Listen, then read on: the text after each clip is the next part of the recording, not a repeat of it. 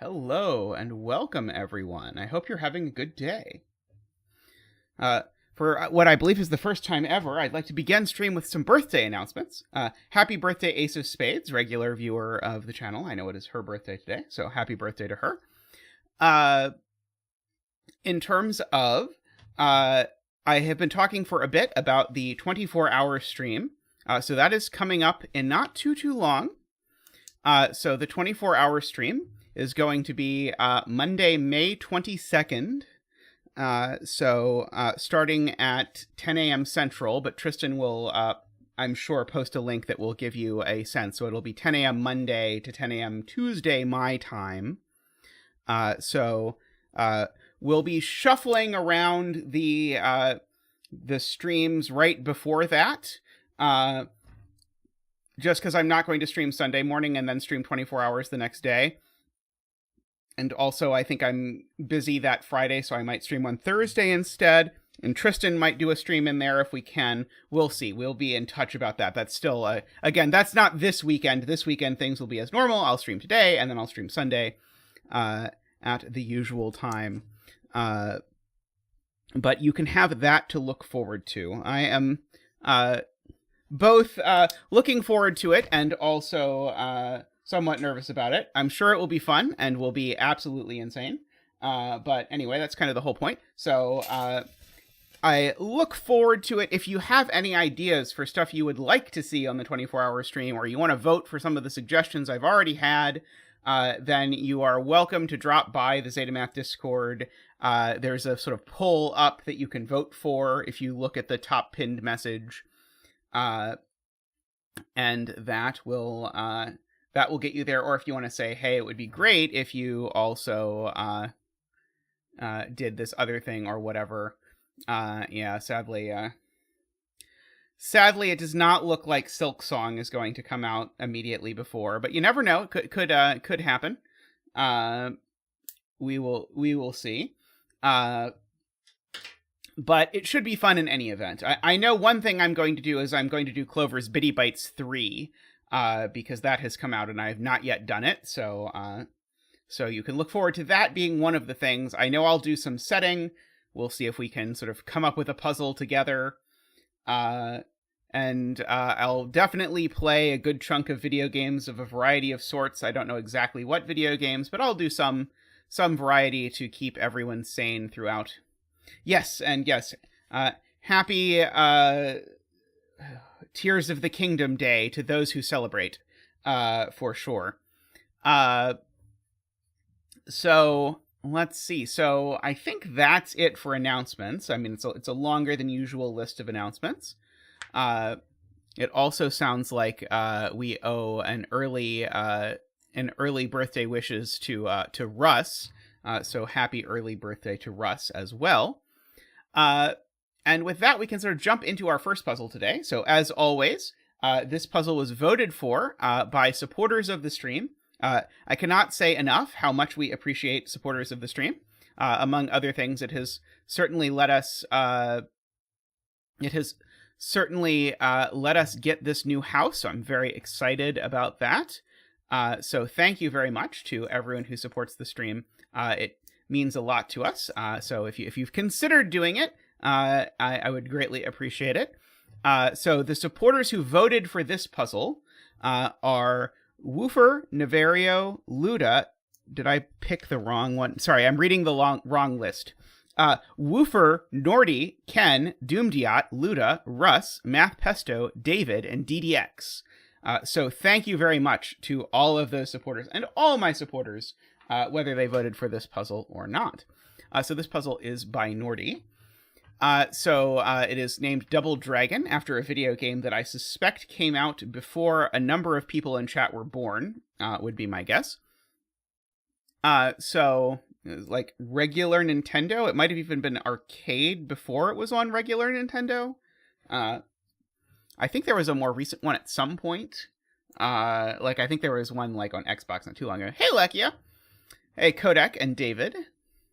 And apparently DJ V said they have a birthday as well soon. I missed that in chat. I still don't see it in chat. But Tristan says DJ V's birthday as well.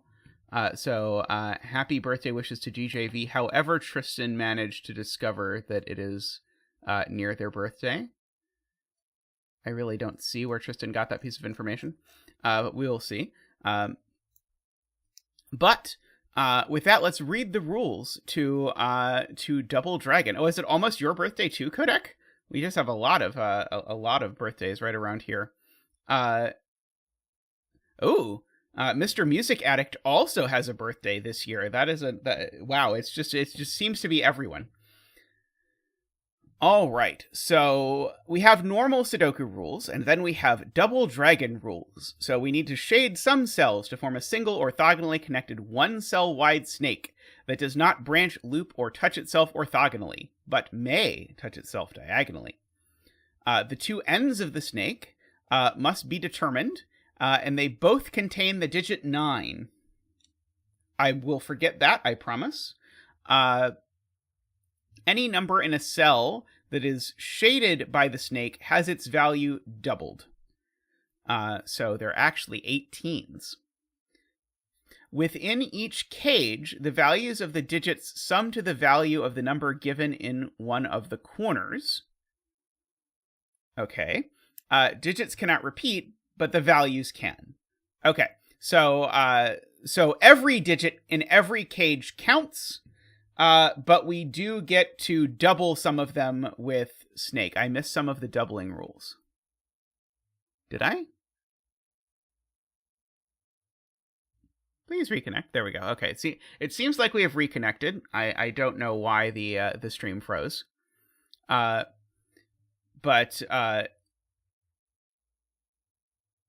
we're back now. So I'm going to say that this cell has to be... Sorry, no, that cell has to be not doubled.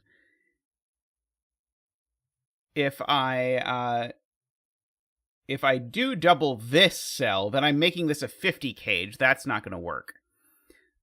So this is our carnival cake snake, and this is not snake. We'll do it that way. Actually, maybe do we want to do this for not snake?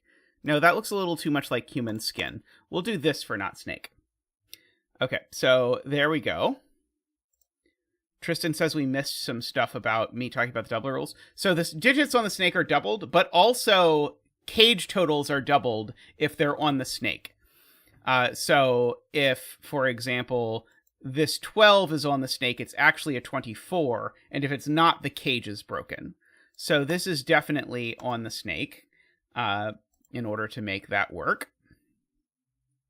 So we've got some of that. By the way, do we have a recommended betting tree for anyone who would like to place a bet? I can also say neither of these is double. Oh, wait, no, can I? No, I can't quite say that because this could be doubled. But this is only doubled if this is doubled. But I could have this be a 1-2 and everything be doubled and have both of these be snake, and that would be okay. So this cell had better not be doubled, or I've got a 2-cell 26 cage. This cell had better be doubled in order to possibly get to 26. In fact, actually, double 9 plus 8 is 26, so we're about to get 2 digits. Because the biggest I can make this is... I was going to dramatically enter the digit, but then I put the 9 in the wrong place because the thing wasn't on. The biggest I can possibly make this is to double the 9 and undouble the 8, and that is 26. So we can do our digit dance. One moment. Ba-boop-ba-doo, woo! Ba-doop-ba-doo, woo!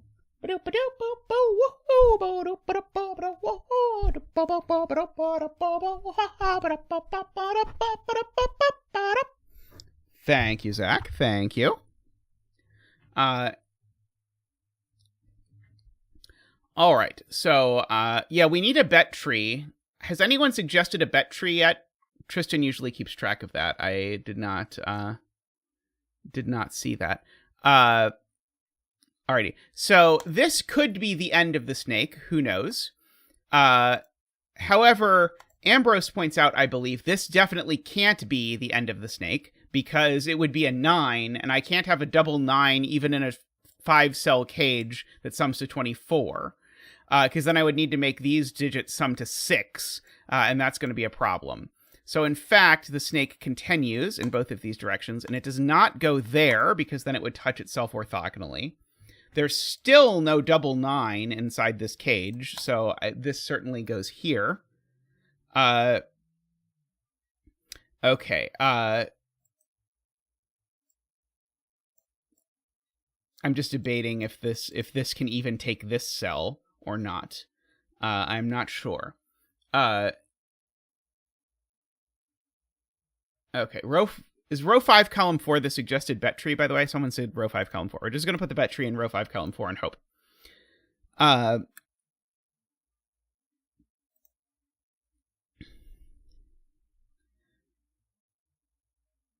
Yes, this is definitely the end of the snake, someone points out.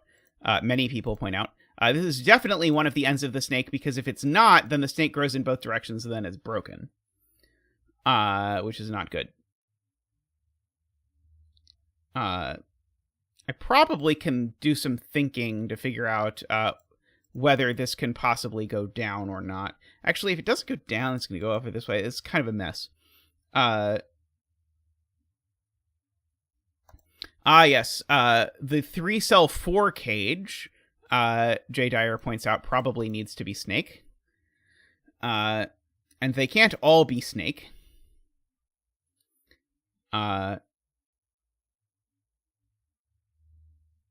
There's some funny business in this group, because although I can do a 2-cell 6 cage and I can do a 2-cell 3 cage, I can't do both of those. So one of these two at least is snake. Right.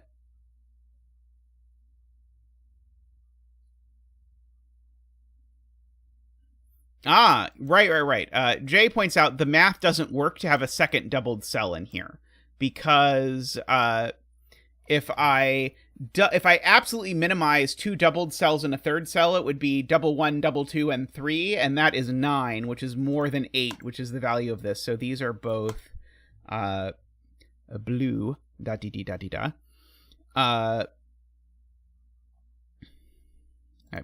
And Heliopolis points out this digit can never even be as big as 3, because if it was as big as 3, these two cells would have to be, they would have to sum to 2, which can't work. What's wrong with 2213? J. Dyer?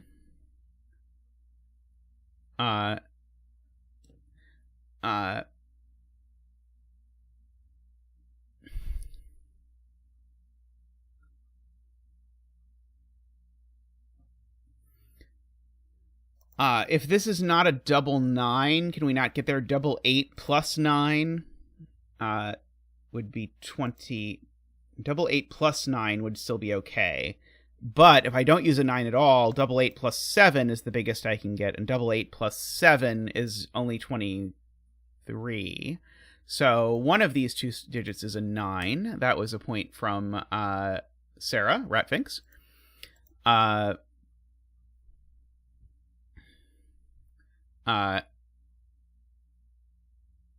So we've got that for whatever that is worth.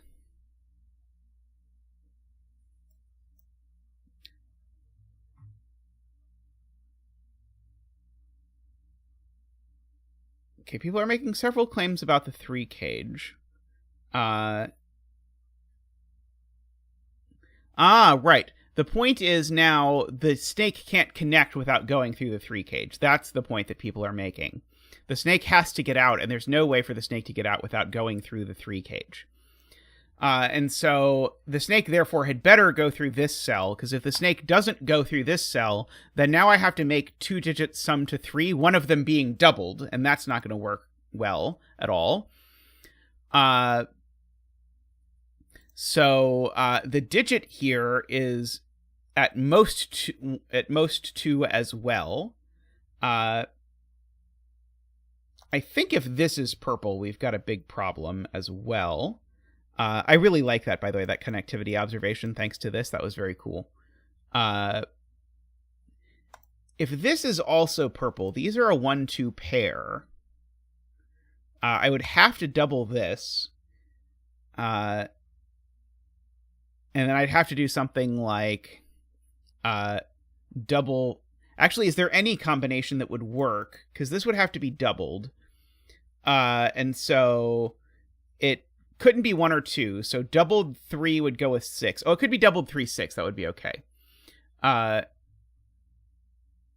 So I think that's fine. So yeah, I think it works out either way. People really want me to say that this cell has to be snake. Because if this cell is not snake, then the snake gets out around this way. And so, what is wrong with that world? Oh, it's because of the way these sums work, isn't it? So, these cells together sum to a minimum of 15, whereas these two cells together sum to a maximum of 6. So these 3 cells sum to a minimum of 9, and I can't double 9 that's already 18. So yeah, so you have to look at these together. That's a little bit confusing, but if you followed that math, the point is these sum, double or not, they sum to a minimum of 15. And so if I double all of these, because these sum to a maximum of 6, these end up summing to a minimum of 18 once you double them. That doesn't work. Okay. So it's a little tricky. but we can do it. Okay, so now the sum here is 30. And so the maximum digit I can use is a 7. But that's not thing. It seems like Jay had an alternate proof that didn't involve combining these, but I'm not sure what it was.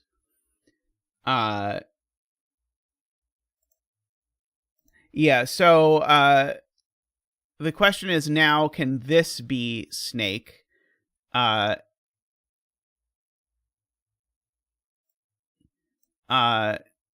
so if this is snake, now all of these... Okay, we're back. Sorry, we're having a slight rainstorm that shouldn't be enough to cause internet issues, but apparently it is, so apologies about that. I'm assuming... Tristan, have you checked to make sure it's not something with my computer? But the point was, I was just seeing the math that people wanted me to do, which is that if I doubled 1, 2, 3, and then added 4 to it, that was 16, and 16 is more than 15. So we did something slightly more complicated than we needed to over here, which is the usual MO for the stream. I mean, here or here is the answer to this.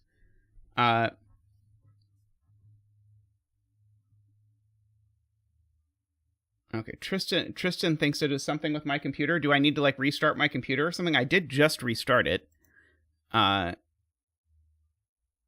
No, it has not been a while since I restarted it. I just restarted it yesterday.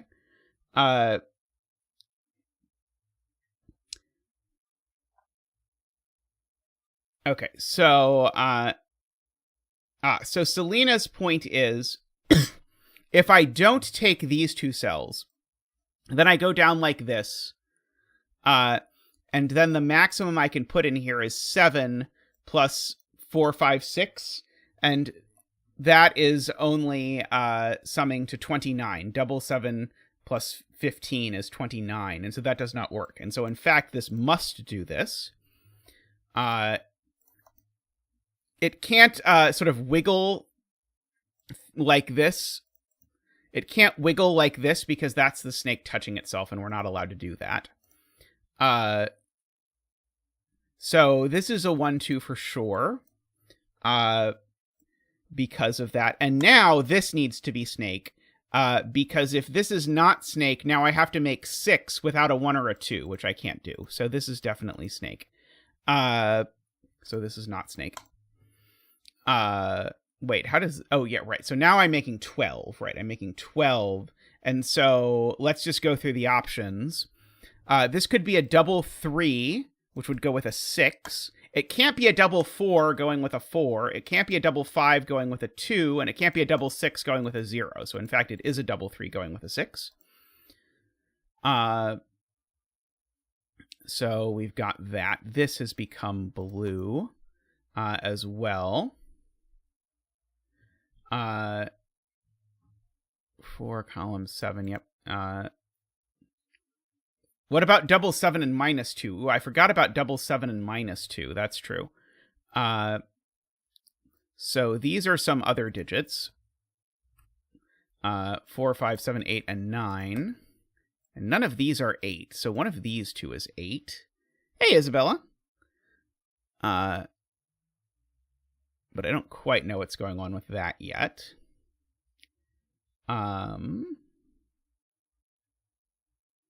Yeah, let's see. So the 22 seems somewhat indifferent to whether it gets purple or not. This 15 cage seems somewhat indifferent to whether it gets doubled or not. Oh, but one of these 15 cages must have purple in it. It doesn't have to have purple in the total, although I don't think I could do it without... So one of these is, in fact, doubled, is the point. And because one of the ways to make 15, and there's only 2, is 6 and 9, but the 6 is there. So one of these 15s has snake in it. And it's interesting to sort of contemplate how this is going to work.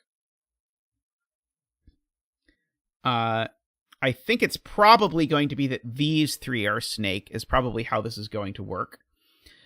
Because there's no way I don't double one of the 15s. And then whichever 15 I double... Right, and I can't double both 15s. So I must double one 15 and not both. And if I did take this cell with purple, I would be obligated to double both. So I do take this 15 for sure. And now, if I double this cell and don't double that cell, I'm not getting to 30. So this becomes a corner, which now forces this back up. But now if this goes up here, the point is now I would need these to sum to 30 again, and I can't because that's a 6. So this, in fact, turns here like that. And so now I'm getting to 15 with a double digit there. These are now summing to 15 because they're both doubled. So these are a 7-8 pair. So that's not 7 or 8 for whatever that is worth. This I probably know the parity of. Oh, can there be a snake head? Is that the problem? Right. I said this thing's a corner. So how much of what I said is still true? Because I could maybe just like careen a snake into here and then die. But if I careen a snake into here and then die, it has the problem that I've doubled a 9 inside of 15 cage.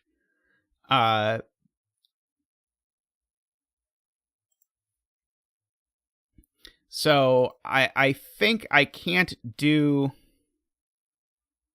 I think I can't do that.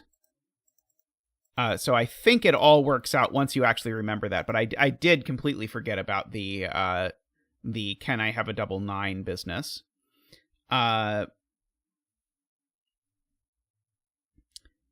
I know the parity of this cell, because this sums to an even total. So this cell better be odd. So it's not a 4. In fact, it's not a 5 either, because it would be a 5 going with a 5. So in fact, this is a 9 with a 3 is the only way that works. This, by the way, this is undoubled. These are no longer 9. So there's a 9 down here somewhere, eventually. Let's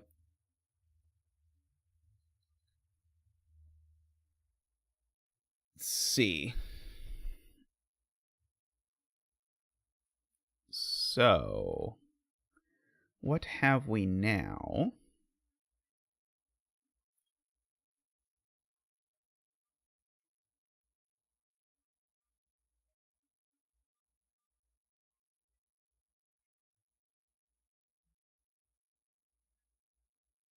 Right. Now this can't be a 9 anymore, J. Dyer points out, because there's a 9 looking at it Sudoku-logically. So it can't be a snake end.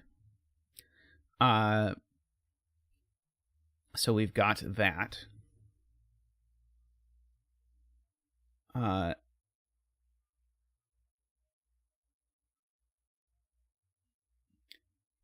okay. Heliopolis says there's a 3 in here now.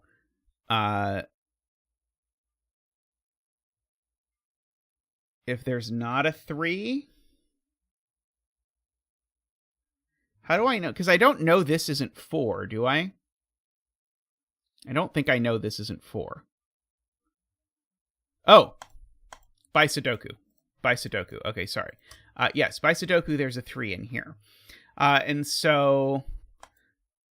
double 2 with 3 would go with 1. Double 1 with 3 would go with 3, so that doesn't work. Double 1 would need 2 3s, so that doesn't work. So this is double 2 with 1 3 to make that work. So now I can maybe get close to figuring out what this is, but seems bad. So now this is a triple. So that's an 8. In order to make that work. So let's just fill in this quintuple. 2, 3, 4, 5, 6, 7. These aren't 2 for sure. That's not 6 for sure. Those aren't 6 for sure. I'm sure there's a way to math this, but it sounds complicated. Let's see. I'm trying to see if that 2 did anything that was very helpful. What if I don't put a 2 here? Is that the question? If I don't put a 2 here, these are a minimum of 4, 5, 6 doubled, which is already too big. So yeah, if this is not a 2, then the sum of these 3 cells is already min 30, which is a problem because of that. So this is always a 2, is the way I will do the math. Okay, so now these need to sum to 26. So if I just do 6 and 7, sorry, these need to sum to 26. So I can't do both 6 and 7 here, but that's probably okay. So 2 over here. Right, these have an even sum, so this actually has to be even, is Selena's argument. Because these have an even sum, so this has to be even, and so therefore it's a 4, just because there aren't any other even digits. So also there's a 7, 8 looking up at this, I am being told by DWeb. So that's a 5. And so then the question is, what is this digit in order to make this work? So 14 plus 4 is 18, so I need this to be 12. So this is a 6 and a 7 going in like that. And this is just a triple that we can mark in. Hey, Niverio, how did your stream go today? I was happy to see you were streaming again. It had been a while. Let's see. Let's clean out this. 5, 7. Ooh, David has made a donation. David has donated $10 for Nordy being here while driving. What dedication. I agree. Thank you, David. Let's get you a donation dance. Woohoo!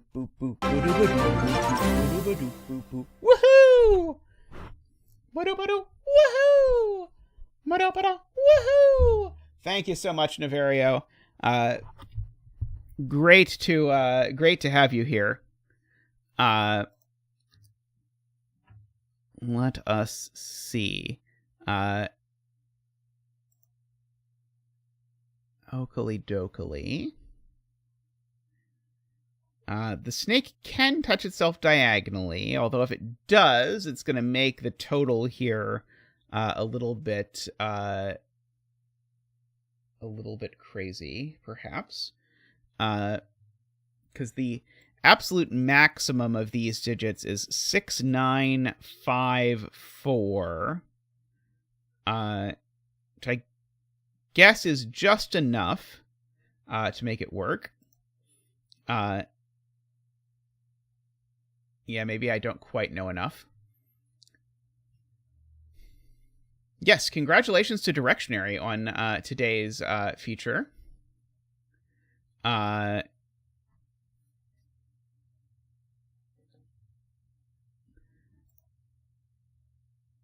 Let's see.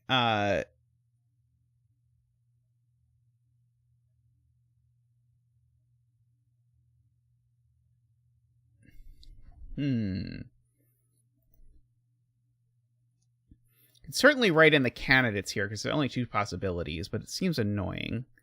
People keep talking about a 22 cage, but I haven't identified where the 22 cage is yet. Aha, here's the 22 cage. I have found it.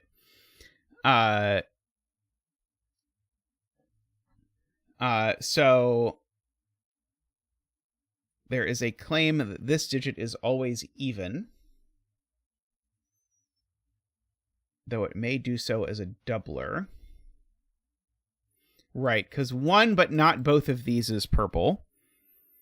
Actually, neither. It's possible neither of them is purple.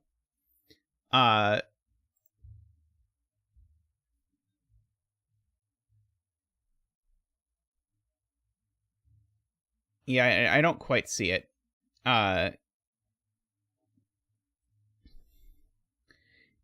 If this is doubled, there's a question of can I get to 44 at all, which is fair. So if this is doubled, I could get at most 785, and 785 would only be 40. So yeah, so this can't be doubled because the total would be too high. I agree with that assessment.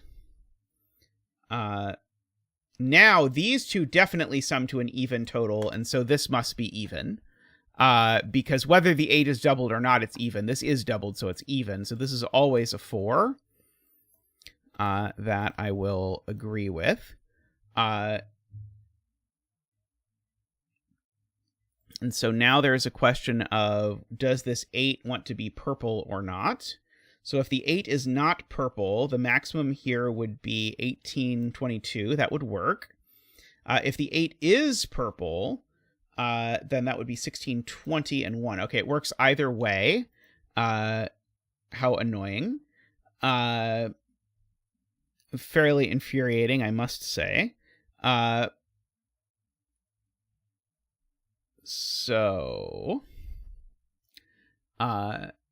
so this snake's going to do something, but who knows what the something is. Not I.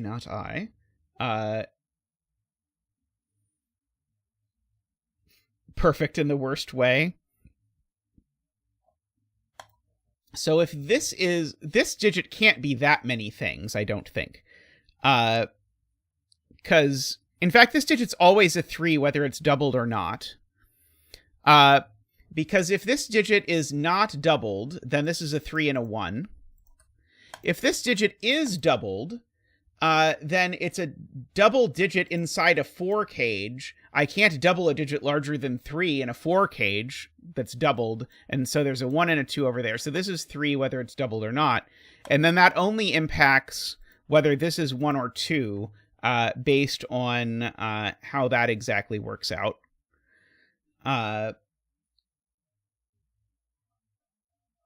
It doesn't seem useful, unfortunately, but it is true, I believe.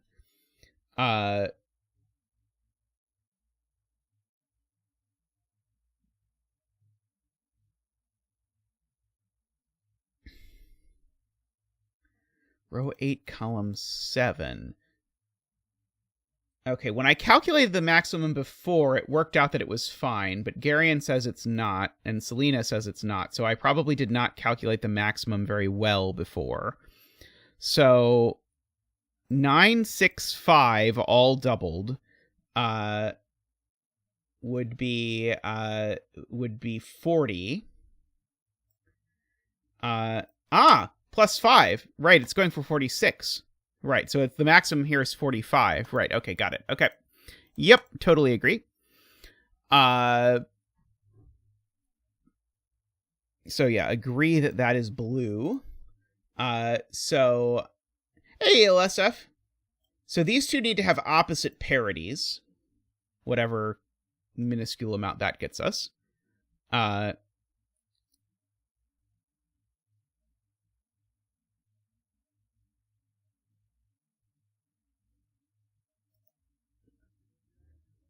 Right. So now if this digit is a 9, J. Dyer points out, what that does is it makes that sum to 18, and I'd need these three to sum to 5. That's not going to work. And as soon as this isn't a 9, then I actually know the snake doesn't end there, because the snake ends in a 9.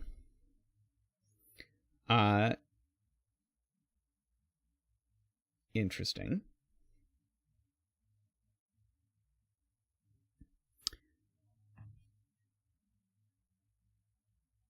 Let us see.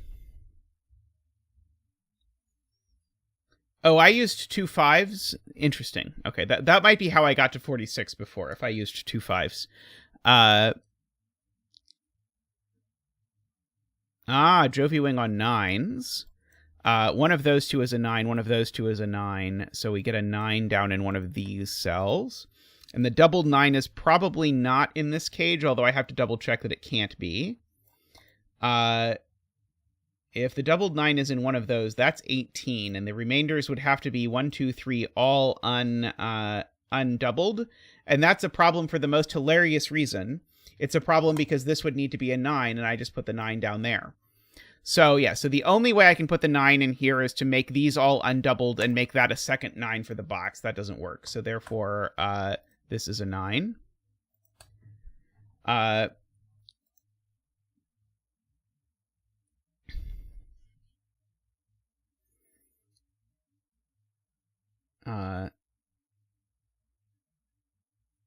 Seems oh, and now this isn't the end of the snake because the 9 in the box is there. So therefore, the snake continues back there. I was going to say assuredly, but I don't know that it's quite true that I can't double 4 things. If I double 4 things inside a 24 cage, then this would be... No, that doesn't work. That doesn't work. If I make this purple, the minimum sum of the purple digits is 10, doubled is 20.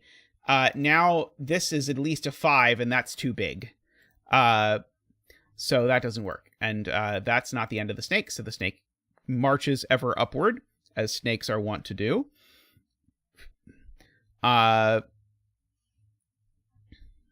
This is not the end of a snake either, for what it's worth, because it's got a 9 looking at it. But I don't think I have a way of knowing whether it turns this way or goes up as of yet. This is going to be a mess to try and connect if I do that. It's still possible.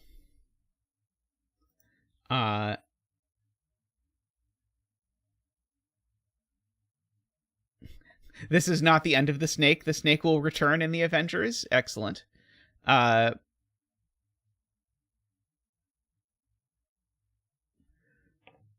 Selena will get us out of this if we get stuck.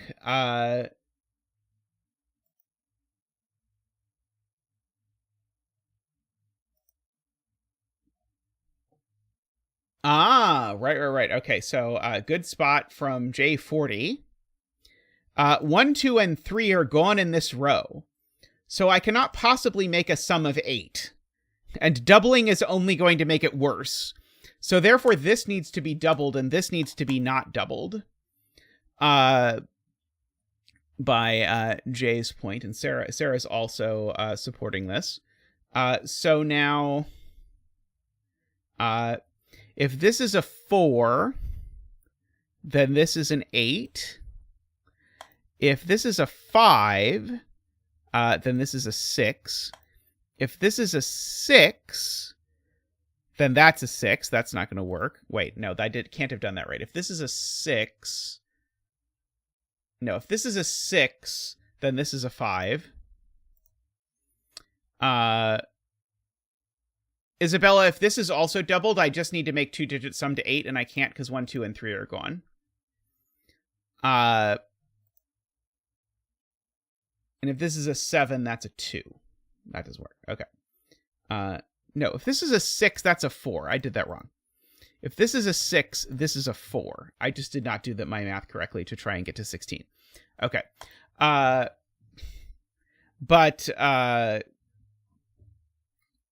7 is too big. This was way more... this pencil marking was not worth the effort I put into it. I will fully admit that. I thought it was going to be more exciting than it turned out being.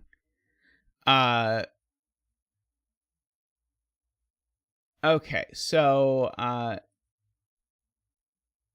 we've got that.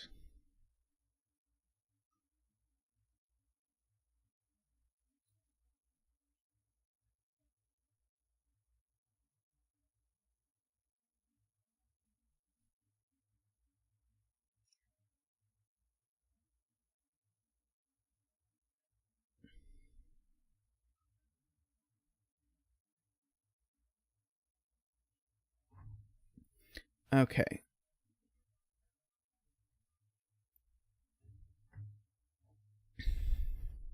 Okay. So Ambrose is pointing out a pencil puzzle thing. If the snake extends this way, let's just imagine the snake extends this way. Now the problem is that the snake will need to come here. But now we're screwed because the snake this isn't a dead end either, and now the snake touches itself. So Ambrose has a beautiful a beautiful spot here. The snake is not ever allowed to come here. Because of that, right? This did not use anything at all. I didn't even look at row 3, column 6. Oh, no, it can end there. Right. Sorry, you're right. Right. The snake can end just right here. Right. So the thing the snake can't do is not visit this cell. Because if the snake doesn't visit this cell, then I end up with my my shape from before. So the snake always visits this cell. But it could end there.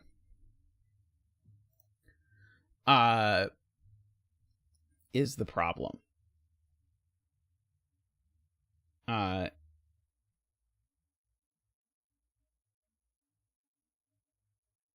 Okay.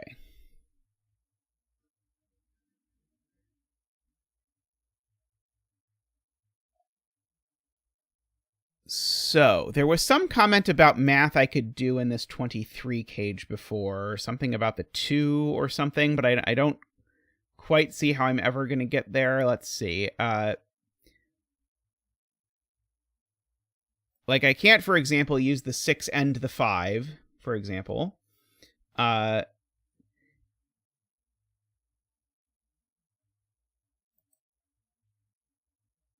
But I feel like there's too many possibilities to try and force them all right now. But I could be wrong. These two are definitely connecting at this point. Because this is not a dead end. So whether this goes up like this or comes up like that, there's definitely a connection between this part of the snake and there.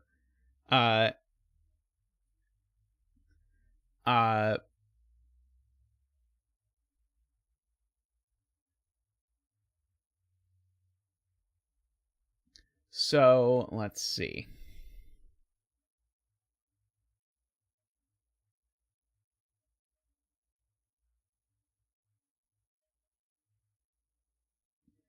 So the claim is you always need a 2. So if you try and make this without a 2, what happens is that I get a 6 here and a 9 here, which double 6 is 12, 9 is 21, and that's too big. Okay, yeah, so if I don't use the 2 in here, okay, got it. So it's weird, but true. If I don't use the 2 in one of these two cells, I can just see what the math is, and it's too big.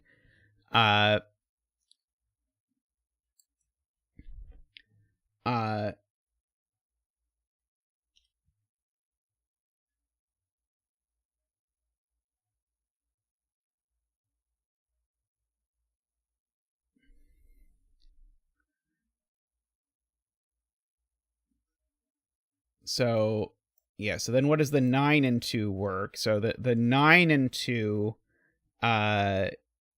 double 2 would be 4, plus 9 would be 13. I would need these to be 10, but I can't make them add to 10. This has gotten heinous all of a sudden. But therefore, those are a 2, 6, and therefore that's the 9 by somewhat elaborate look ahead. So that's a 9. So this is always a 1, regardless, in order to make this work, right? No, this could be... No, this is always a 1. Because if I double this, then it's a 1, and if I don't double this, then that's not doubled, and so we get that. So that's a 5. So we get all of that. So let's see. We can probably continue to just ask the question, what things go where and does it work? So if I double the 2 now, then that's 4 plus 6 is 10. And I would need these to sum to 13, and that's never going to work. So this can't be the 2. So that's a 6 and a 2. And now I double... Oh, now I can just do this one by parity, Heliopolis points out. So now that's a 1 and a 4. Because now I need this to be odd, otherwise the cage total isn't odd. double 10 plus 3 is 23. Okay. I don't know if that was intended, but this is the kind of killer cage math I find horrifically unpleasant. The rest of the puzzle, though, has been very nice. But that was real bad. Let's see. Okay.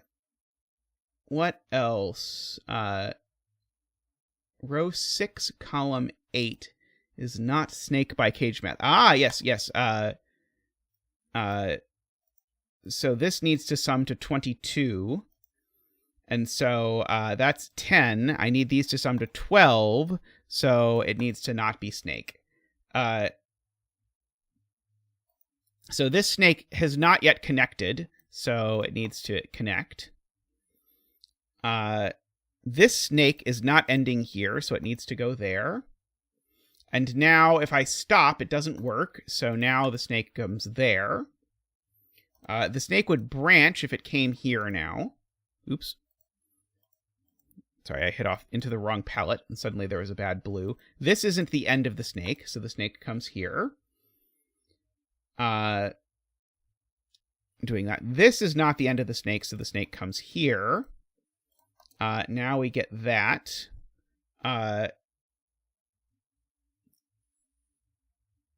This is not the end of the snake either, because this snake, again, has blued these two things. So the snake's not done, so in fact, that's purple.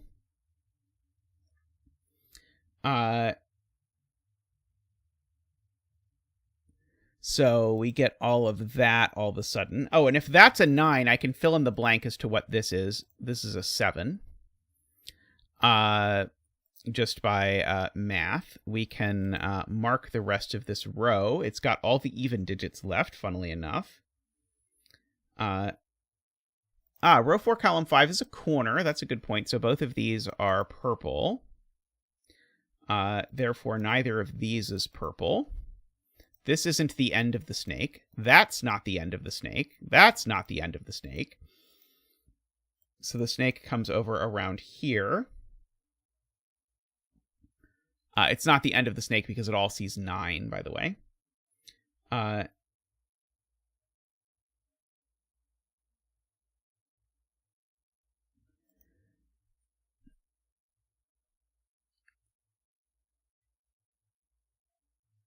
This is a quite snaky snake. Hey, Seuss there. I hope you're doing well.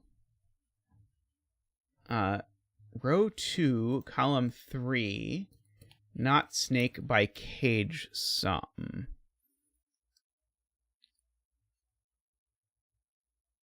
Can't make this sum to 28. Right. If I doubled this, it would mean these 3 digits. No, it would just mean these 3 digits have to sum to at least 14. I don't quite see that. At least as of yet.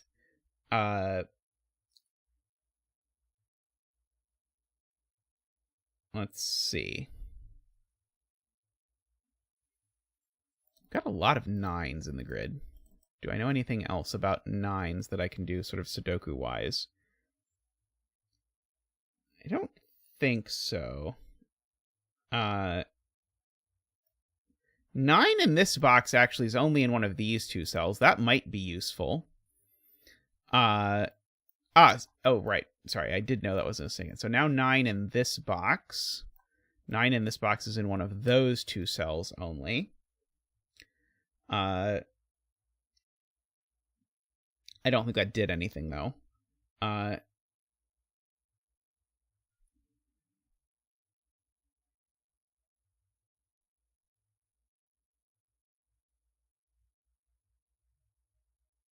So yeah, we can do some little min-maxing to chip off candidates a little bit at a time through this box.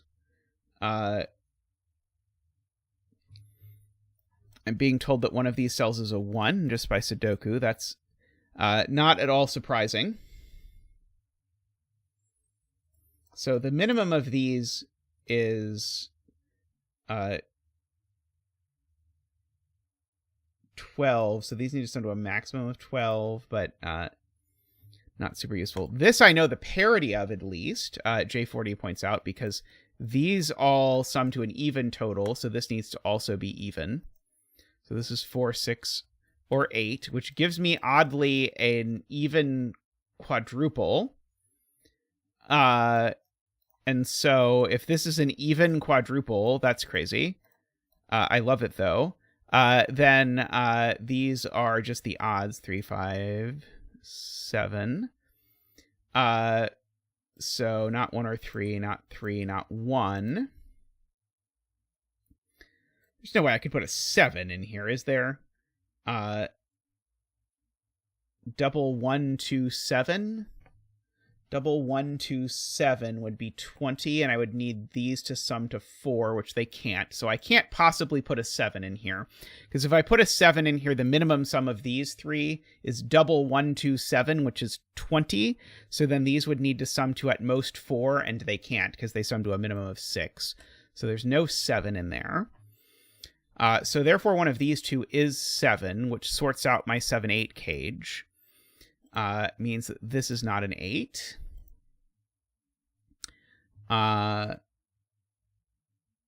Let's see.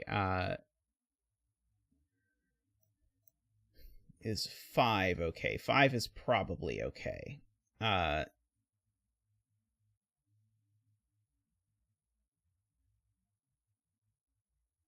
Oh, interesting. Jay says the minimum sum is 24. Right, because if I make this a 2, then these are 4, 6. So let's see. So let's just look at the minimum sum of these cells. Since these cells and these cells are unrelated, it would be 2 doubled with a 4, 6. 2 doubled with a 4, 6 would be 14. Plus 1 with a 3 doubled would be 22. So that's certainly enough to tell me I can't get a 5 in here.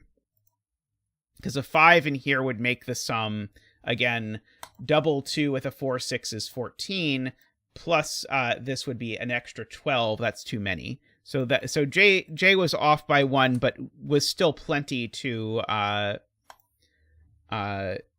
get me that this is 1 and 3.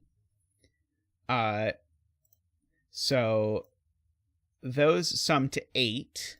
So therefore these sum to 16. So if they sum to 16, oh, by the way, this is a 2. Oh, that's very helpful. Because that 2 now actually skyrockets the minimum. Because now this is a minimum of double 4. So that's 8 plus 2 plus 4. Sorry, no, 8 plus 2 plus 6 is 16, which is what it has to be. So this is 4 to 6 now at minimum, which does everything. So that's an 8 and that's a 6. So we've got all of that worked out. Ah.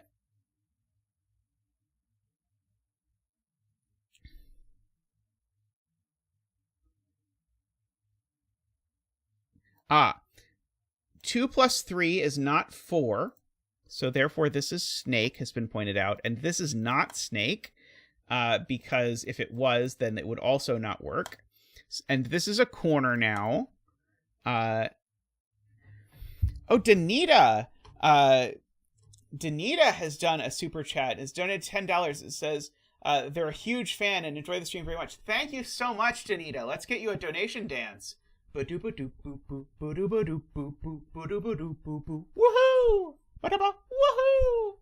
Woohoo! Thank you so much, Danita. Thank you. Huge thank you. So much appreciate the support. I know this isn't a dead end either. So the carnival cake extends. The carnival cake snake. I'm glad, Danita. This isn't an end either, but I don't actually know which way it goes immediately. I don't think. This is a very neat puzzle. I remember doing the first one and enjoying that one as well. I'm being told this is Nunsneck. Carnivore cake? I might eat some carnivore cake.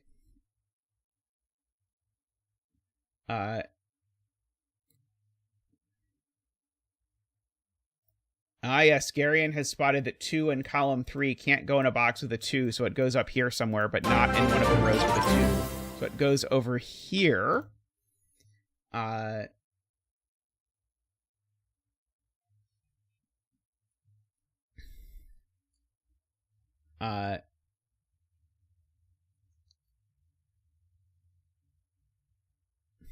Streamlabs is not the fastest of creatures.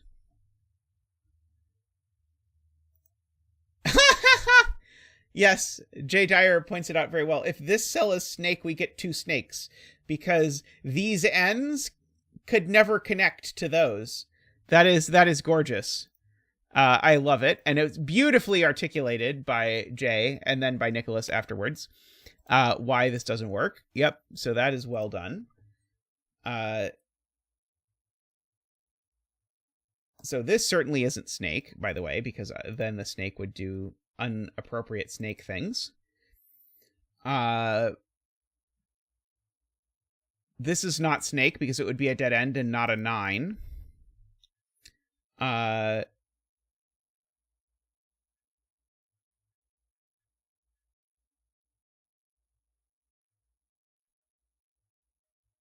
If this can't be a dead end, because if it's a dead end, that is also a dead end, and that doesn't work, because then I've got my 2 dead ends. Oh, no, that does work. That does work. Those can both be dead ends. Never mind. I think it's possible. I think I could do something like that and then have these both be dead ends, and I think it's okay.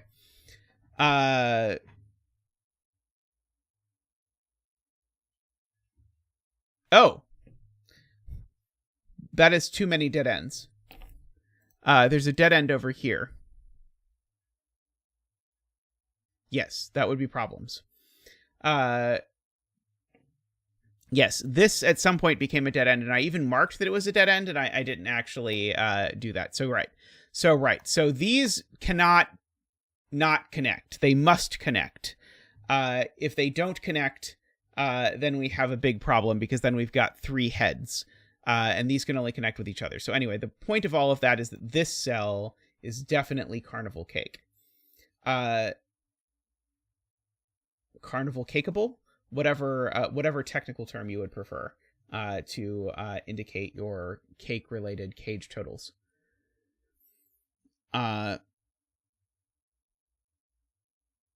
Oh, wow. Hidden 8-9 pair, Screaming Ice Cube points out. 8 and 9 can't go here, and they can't go here, and they can't go there, so 8-9 are a hidden pair here.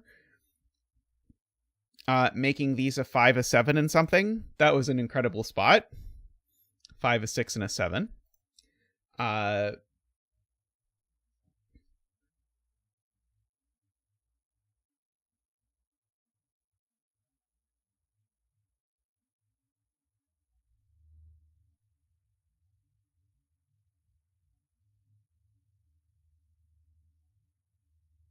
And that also gives us an 8-9 pair in column 2, Screaming Ice Cube points out. Beautiful. So now these are also an 8-9 pair, because they're also the only place for 8 and 9 to live their lives. Yeah, Kenneth sees it as well. That was neat.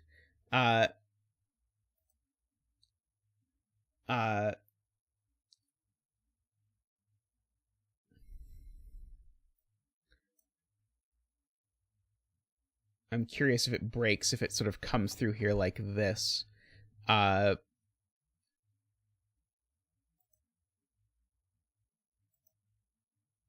4 in this column is over here. Garion points out.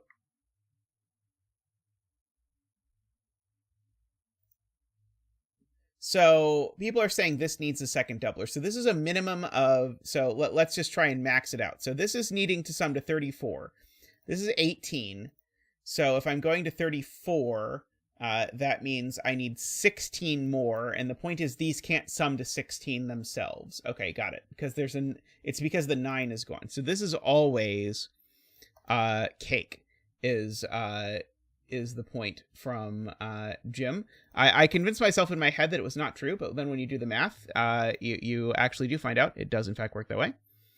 So this digit's odd, so it's certainly not the 4. Oops.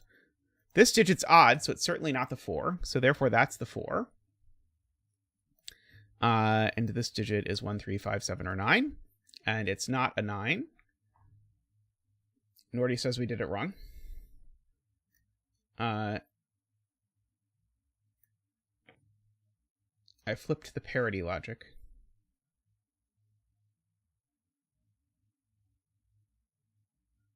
Cage total. Oh, right. Sorry, you're right. Sorry. The cage total is not 17. The cage total is 34. So this could be a 4. And so then the question is doubling the 4 even enough, actually? And so 4 plus 9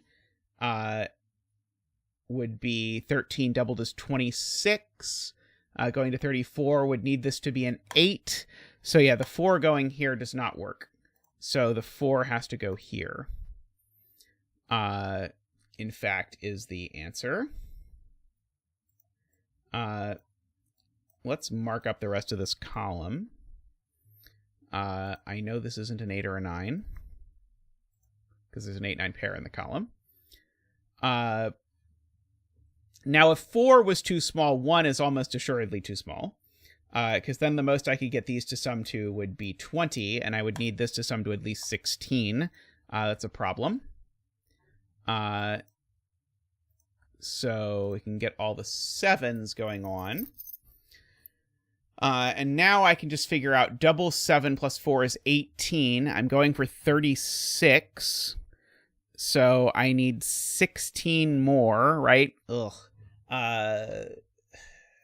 Double 7 is 14, and that is 18. And I need 34 minus 18 is 24 minus 8 is 16, means this needs to be an 8 and a 9.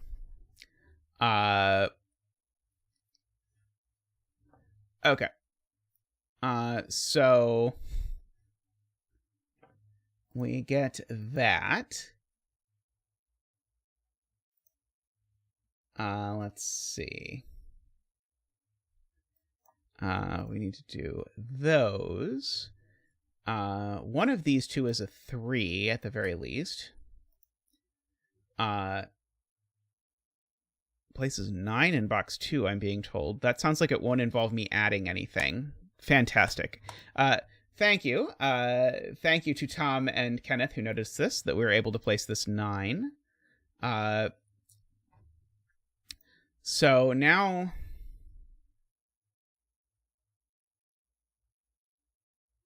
now we're going to have to do math again, though, unfortunately. Let's see. Where are other 9s? That's now a 9, which makes that an 8 and a 9. Is that all the 9s? That is all the 9s now.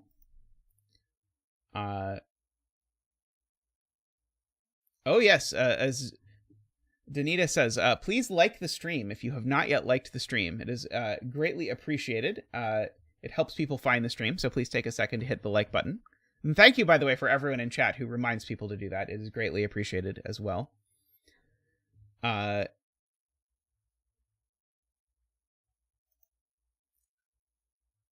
Okay, so now, if this was all doublers, I would need these two to add to 5. They couldn't be 3, 2, and they couldn't be 1, 4. So yeah, you can just do a short little case check to argue that the snake can't do that. So therefore, this is never a snake bit.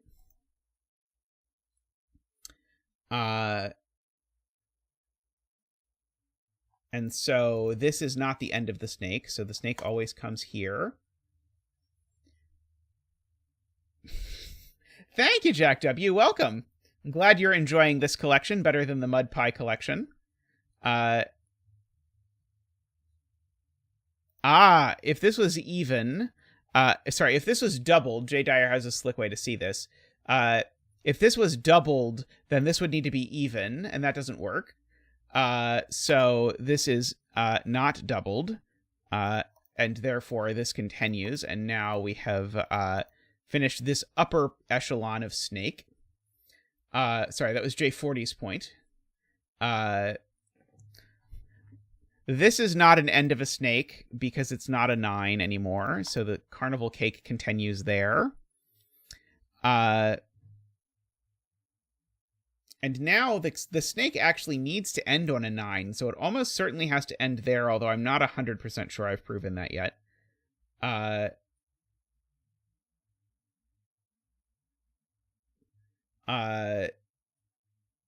really liked the parity deductions in this puzzle. It's too arithmetic-y for my my personal taste, but the parity stuff is awesome. And the geometry stuff is awesome. Oh, we can solve for this value, I'm being told, so I need these two to sum to 5, and so this is at most a 1. And so this is a 3. Can handle that. 1, 3... 6, 1, 1. Fortunately, I have chat to do the arithmetic for me, so it is much appreciated.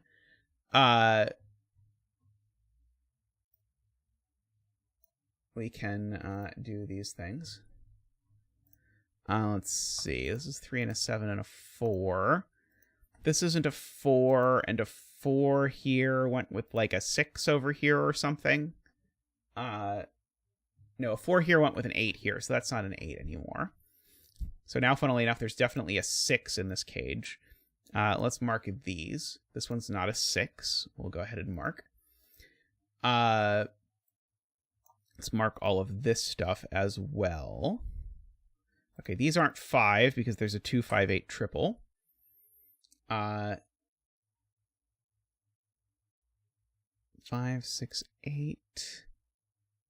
no, not quite.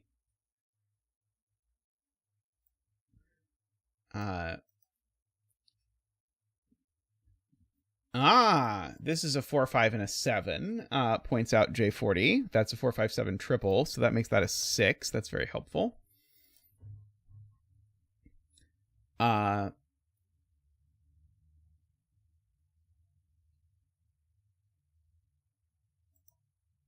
So yeah, there's still some assorted combinations of ways that this math could work out. I believe. I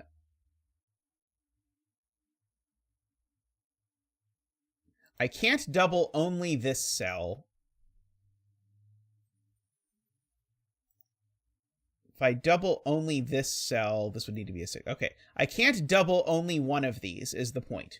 Whichever one of these is doubled, the other one will also be a 6. Sorry, wait, no. If I double only this, sorry, no, there's three cases we have to argue, but I can't only double one of these. They're either both doubled or both undoubled. And so if they're both doubled or both undoubled, the point is this is always a 3. So that's a 4 and a 3. I'm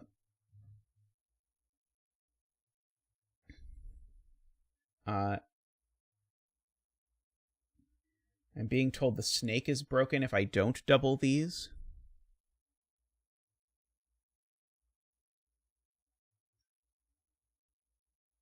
Wait, if I double them or if I don't double them?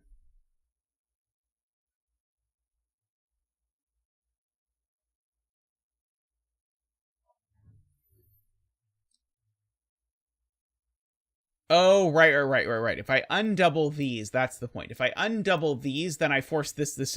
I was visualizing the snake, and I was like, what's the problem? But the problem is the 9. The problem is that the snake can only end in a 9, and I know where all the 9s are. So in particular, the snake definitely does not end here. And so if the snake... Basically, I guess the way I'd see it is the snake doesn't turn here. Or sorry, the snake doesn't end here. So what if the snake goes this way? And if the snake goes this way, we've got all kinds of problems with what's going on over here in terms of making it work. So the snake's always going to end up going through here. So those are that, and then these are that, and then this is that, and we have completed our snake. So very nice. I agree with chat saying this is a very aesthetic snake. I'm afraid that might get us demonetized. So let us have a look. 2 in row 6. Right. 2 in row 6 is here. So then 2 in this row is here. This is a 5 or a 7, and it is in fact a 5. So that's a 7. That's a 5. That's a 7. That's an 8 and a 5. That is a 6 and a 4, and an 8 and a 6, and a 5, and a 5 and a 7, and a 5, and a 4. These two snakes Mark will help us with. That's a 1 and an 8, and our bet tree is a 7. So congratulations to all the all the 7 bettors out there. May all your betting tree wishes come true. And I see there's a new feature that the puzzle that tells me how many times the puzzle has been solved since May 12th. Fascinating. So we are the 3rd to solve this puzzle today, apparently. Very nice. Alrighty. Well, I'm going to take a quick break and stretch a bit, and then come back, and we're going to do more puzzling. So I will see everyone in just a moment. So be right back.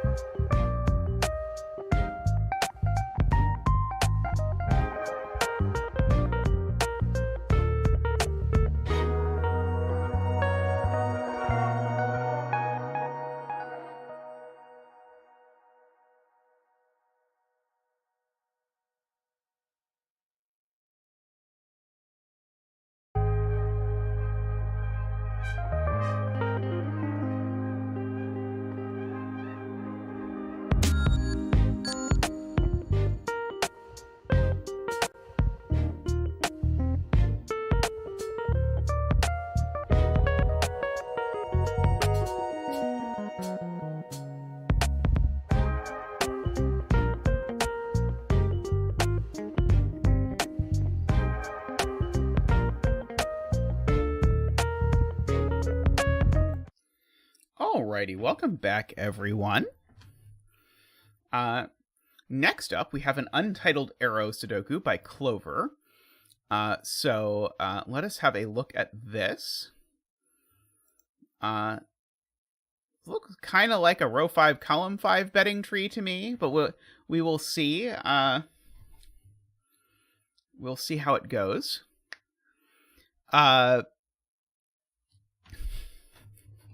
Yeah, Clover just the other day just made this, and so into the bucket it went. So the thing I noticed right away looking at this is, and I'll explain how the rules work as I go over this, 8 in box 1 is on an arrow. So one of these digits is an 8. But the digit in the circle is the sum of the digit on the arrow, or the digits on the arrow.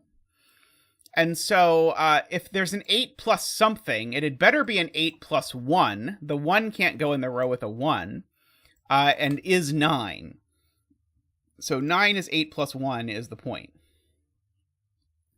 But now these 9s look over into this box, and I could never put 9 on an arrow. It would have to be like, well, you can't even do 9 plus 0 equals 9, because that would repeat the 9. So the 9 needs to be in here, which means the 9 needs to be in here, which means the 9 needs to be in here. So we've got all of that. I was promised that it is not a set puzzle, but was told that there may be, quote, a thing. So take that to mean what you want.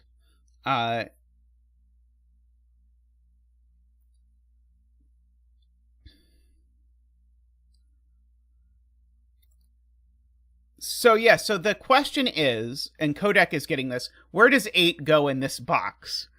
And the answer is 8 in this box can't go on an arrow, because it would be 819, and that 819 would look at both of these and rule 1 out of this. I guess the easier way to say it is 1 is up here, just by Sudoku, by that 1 looking over. One of those two is a 1. And so the 8, in fact, is the other digit in the circle down here. So these are an 8-9 pair. Now, likewise, where is 8 going here? Right,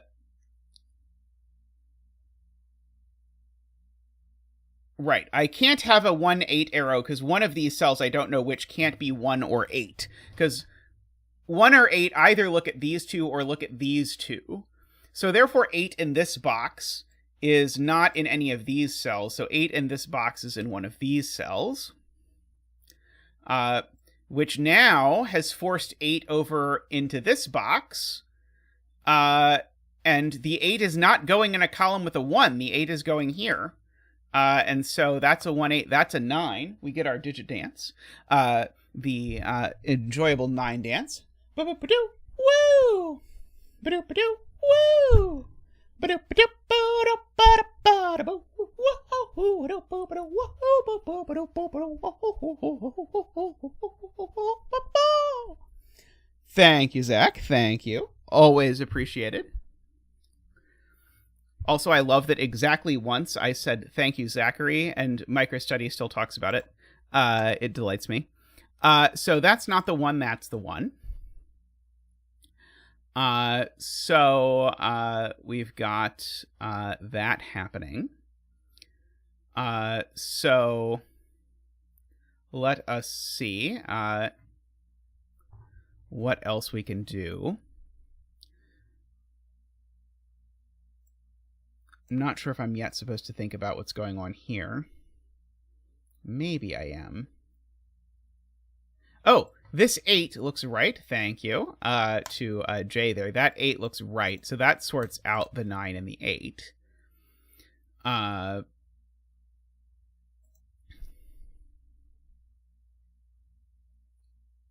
see.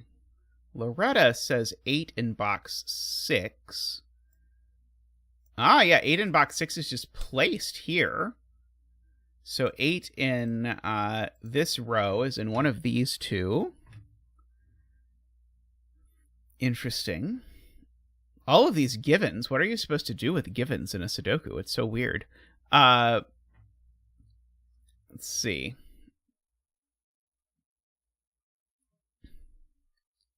So let's see. So Screaming Ice Cube would like to do math. These cells sum to 34. That's 35. So therefore, these two cells sum to 10. So they are either 3, 7 or 4, 6 are the only options. Let's see. Does one of those break every option for something?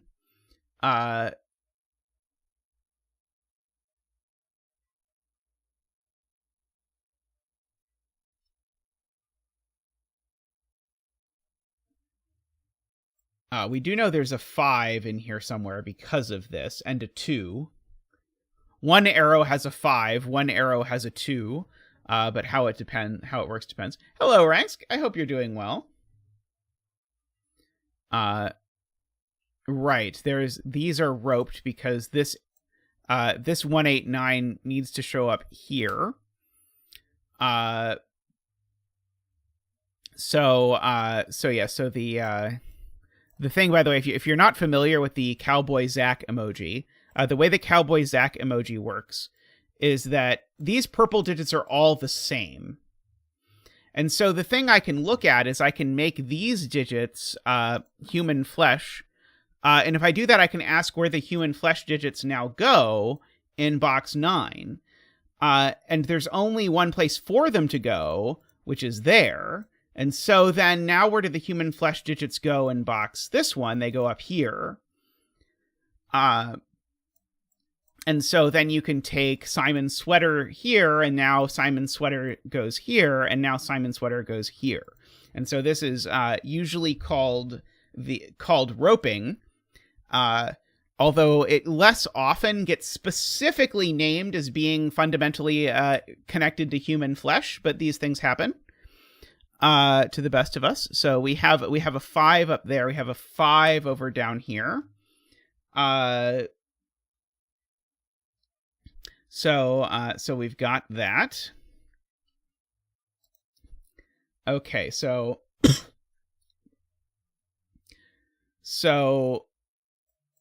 we've got a 5 and we've got a 3, 4, 6, or 7. This digit certainly isn't a 6. It's certainly not a 3 or a 4. So if this digit in the circle is this digit, then it is it has to be.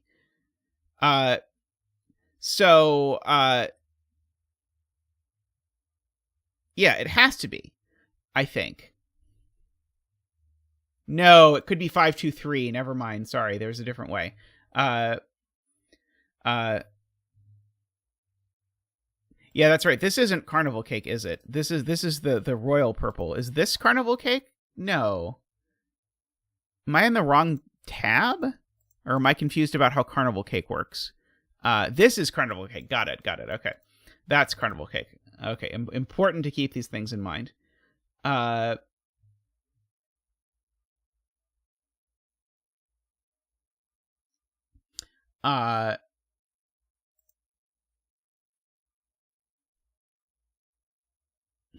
So either this is a 4 or this is a 3.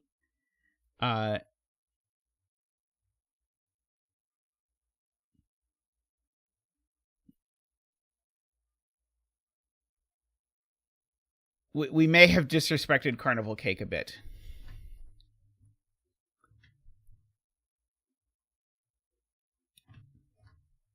Wow, Selena points out that this is odd because it sees 2, 6, and 8, and if it was a 4, we'd repeat 2 in the row. So this is 1, 3, 5, 7, or 9. And Selena can probably prove that it's not a 1 as well. So it's only 3, 5, 7, or 9, which means that this is a 1, 4, 5. That doesn't sound right at all. Let's try again. This is a 1, a 3, a 5, or a 7.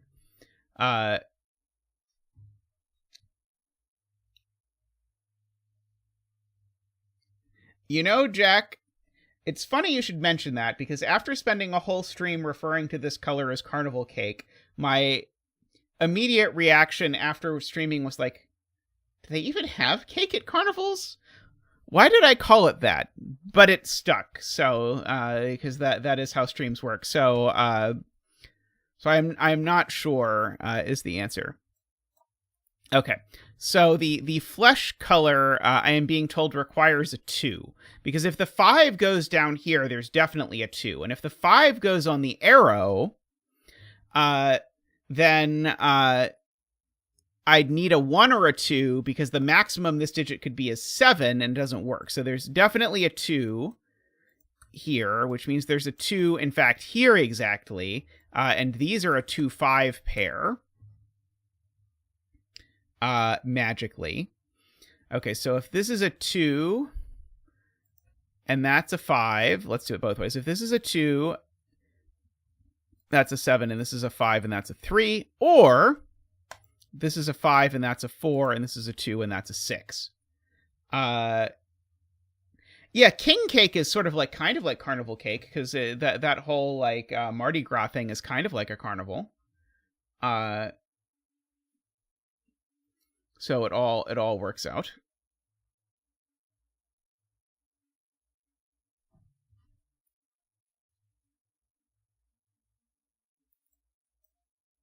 So yeah, and so this can only be 3 or 7 because of the way this works, because there's only 2 real options for how this arrow works, which are that it is a 5 with a 2 and a 3, or a 7 with a 2 and a 5. And so this is never 4-6, but that means this is never 4-6, because these two sum to 10, which means they're a 3-7 pair, which actually lets us fill this in as a 4 and a 6, and a 5 and a 2, of all things. There we go. So yeah, so we've got all of that. Very cool. What do we do with our lives now, though? So this I know is a 3 or a 7. I know there's a 4 and a 6 over here. That one's not the 6. That's interesting. Where does 7 go in box 1, asks Garion? Because 7 in box 1 is not in the row with another 7. But it's also not on an arrow, because an arrow with a 7 on it adds to 8 or 9, but the arrow that adds to 9 is an 8 and a 1, and the 8 is on the arrow that adds to 9 with a 1, so the 7's over here, actually. Very nice spot. So, I guess there's a question of, can 7 go on an arrow in this box? Feels to me like it probably isn't a problem if it does. I guess now I should start to ask, what is the other digit that's on an arrow? Because the other digit that's on an arrow, because it can't have a 1 on it, has to be at least 5. So the other digit other than 9 is at least 5, but it's not 7 or 8, so it's only 5 or 6.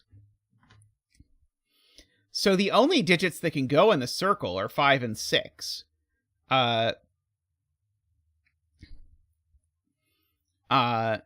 And so 5 certainly can't go here, though, because this 5, I couldn't make 5 because I couldn't do 1, 4, or 2, 3, so that would never be a 5. In fact, actually, it can't be a 6 either, because if it was a 6, this couldn't be 1, 5, or 2, 4 either, so that's actually the 9. I see chat also going through this. Oh, Clover! Hey, Clover! I hope you're having a good day. This is delightful so far. 8 plus 1 doesn't add to 5 or 6, so there's the 8 and the 1. That's the sort of high-impact math that you come to the stream for.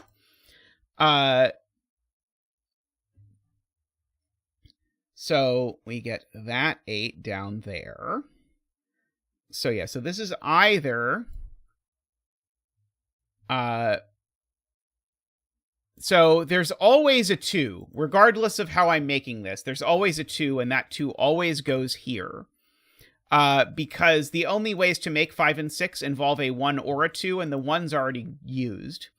So this is either 2 plus 3 is 5, or 2 plus 4 is 6, weirdly enough. And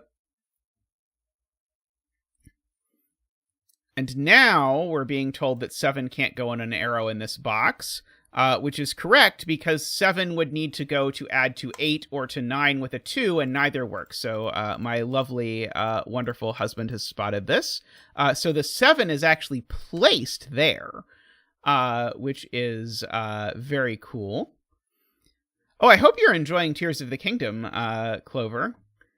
I'm sure I will play it someday, but I have not gotten it yet. Maybe I will celebrate my being locked in an Airbnb with Tears of the Kingdom. I don't know. We'll go ahead and just fill in a bunch of random digits places. So we've got all of those things going on.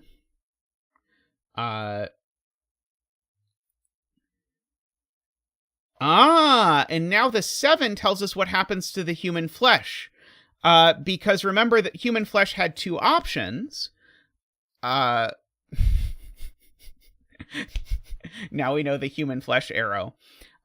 So the human flesh option, it was either 7 with a 2 and a 5, but we can't do that anymore. So now it's a 5 with a 2 and a 3, and I feel the need to apologize for turning Clover's puzzle into a celebration of human flesh, but it is what we're doing. So that's a 3, and that's a 3 by roping, so that's a 7. So no 3s over here. These are something. 4, 6, and 7 in some order going on. Let's see. This is not a 3, and that's not a 3 anymore. So that's not a 1 if none of the things involved are 3. So one of these is always a 7, meaning that at least is not a 7.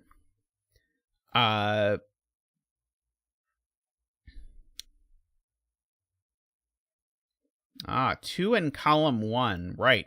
I can't put 2 in this arrow anymore. Imagine I made up a witty reason why I can't put 2 in an arrow circle here anymore. So we have to put the 2 there.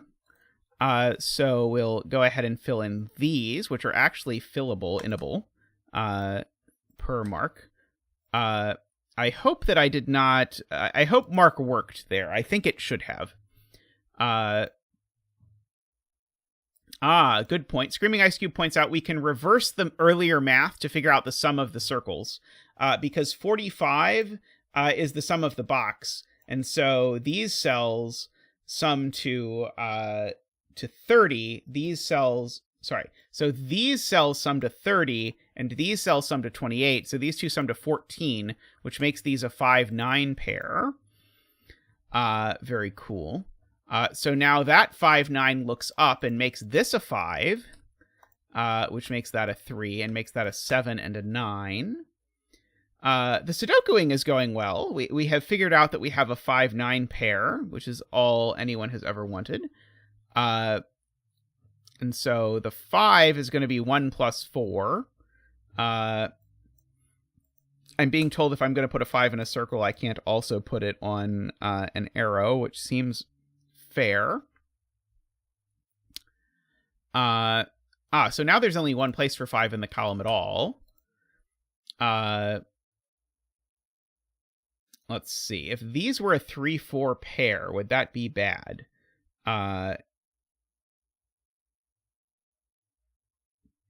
If these were a 3-4 pair, then these would be a... Oh yeah, the 4 is a huge problem. No, then these would be a 6 and a 1. This could be a 1-6 pair. I think.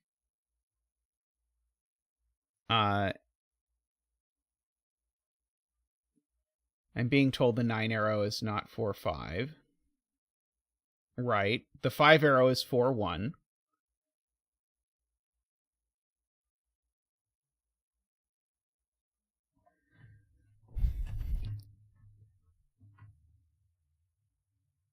Right. The 5 arrow is 4-1 because it's not 2-3.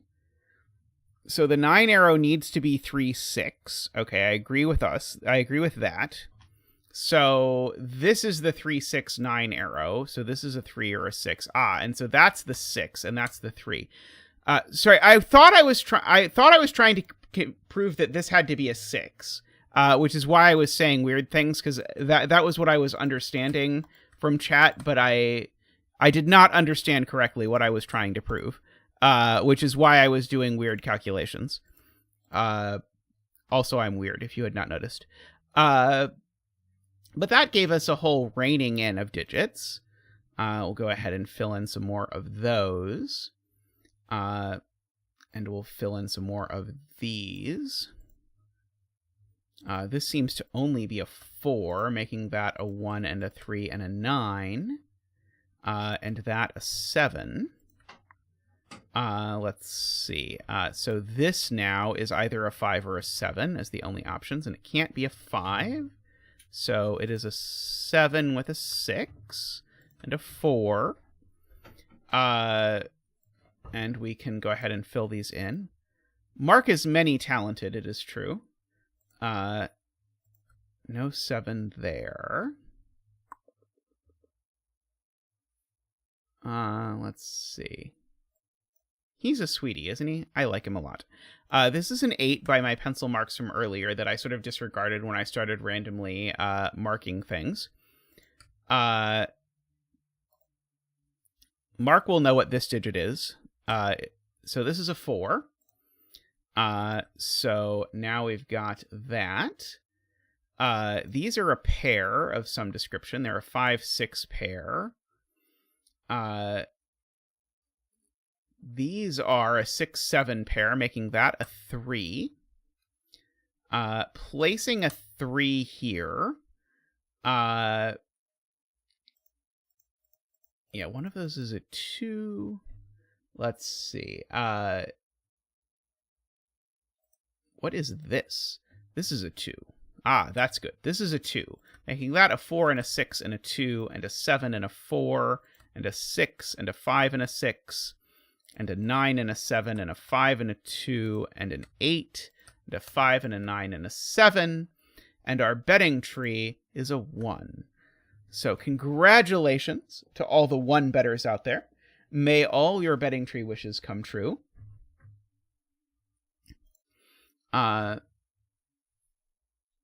Very nicely done, Clover. I enjoyed that a lot. I'm apparently the first person to solve it today.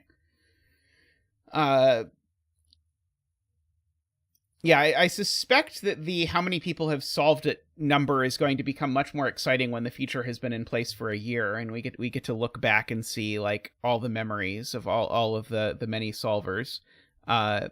I was surprised that Nordy's puzzle we solved earlier had already been solved by 3 people when we solved it. That was surprising to me.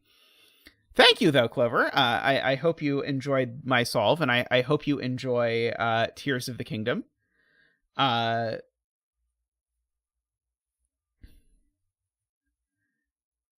Yeah, very, very neat. I loved the break-in with the 8s looking into this box and how that just sort of naturally chased everything around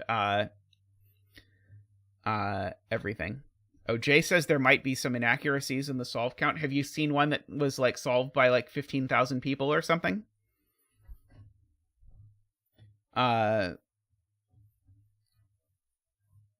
Or perhaps some solved by like a negative or non-integer number of people. Those might also be red flags. Perhaps a complex number of people.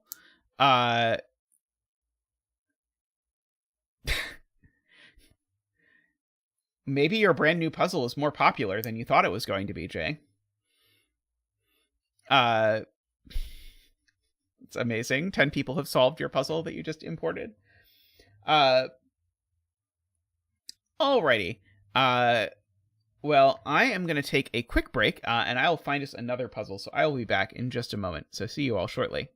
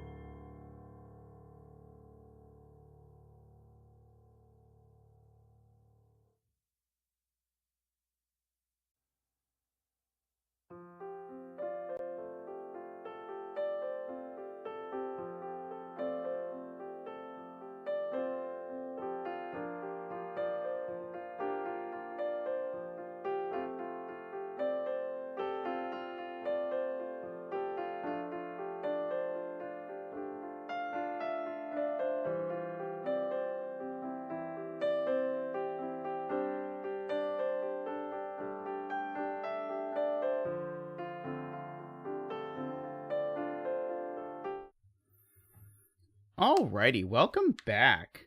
We're going to do this next puzzle, but they don't check out by Twototenth. We're going to get rid of row column labels. There we go. All right, so I believe this has all standard rules, although assuredly someone in chat will point out when I misread a sentence. So we have we have classic killers, so the sum of these digits is 9. You don't even have to worry about repeating in this particular instance.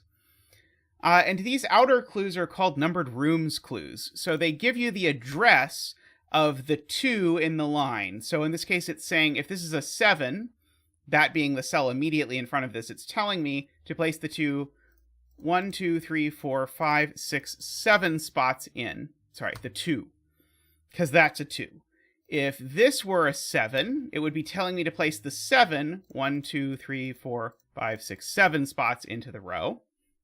And if this were a 7, it would be telling me to place the 7 spots in from the right. 1, 2, 3, 4, 5, 6, 7.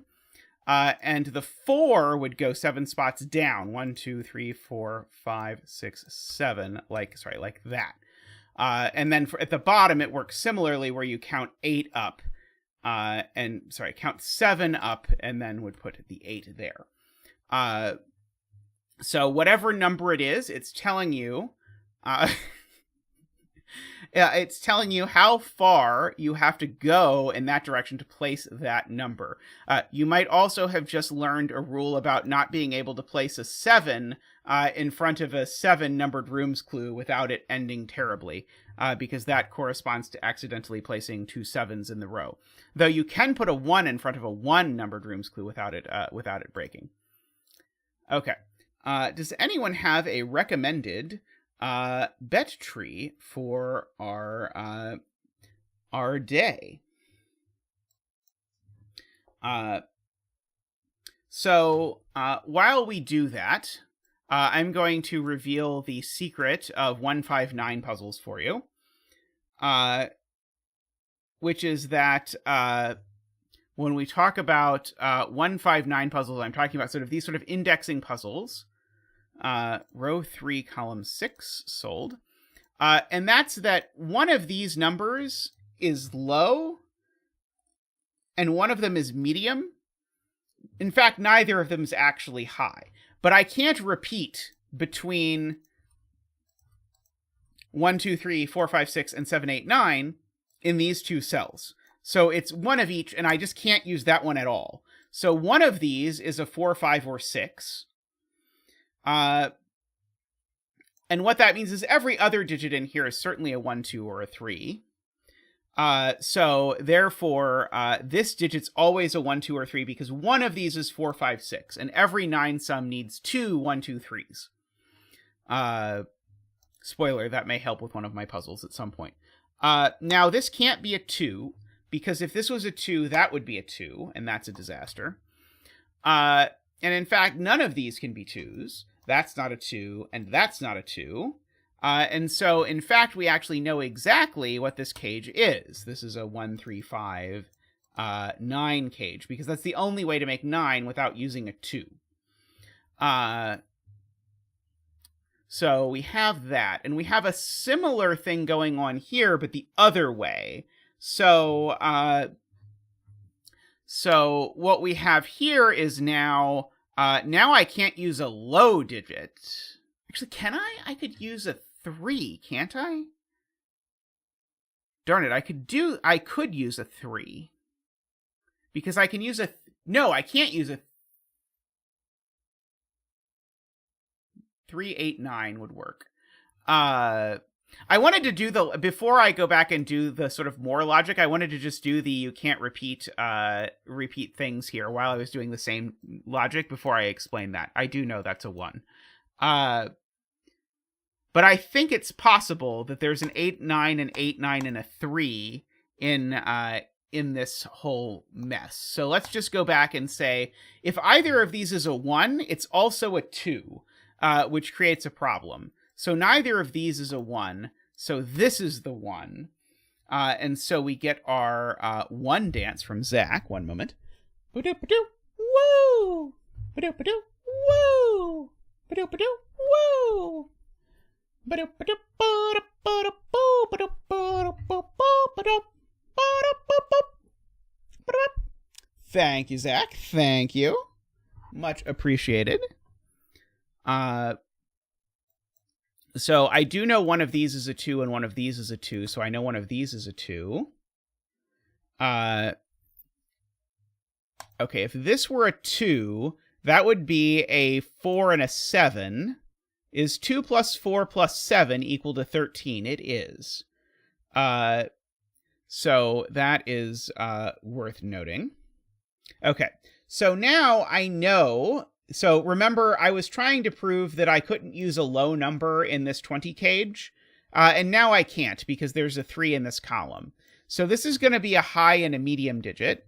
And so if I make it the highest high and the highest medium, that would be a 6 and a 9. That would mean this digit's always at least 5.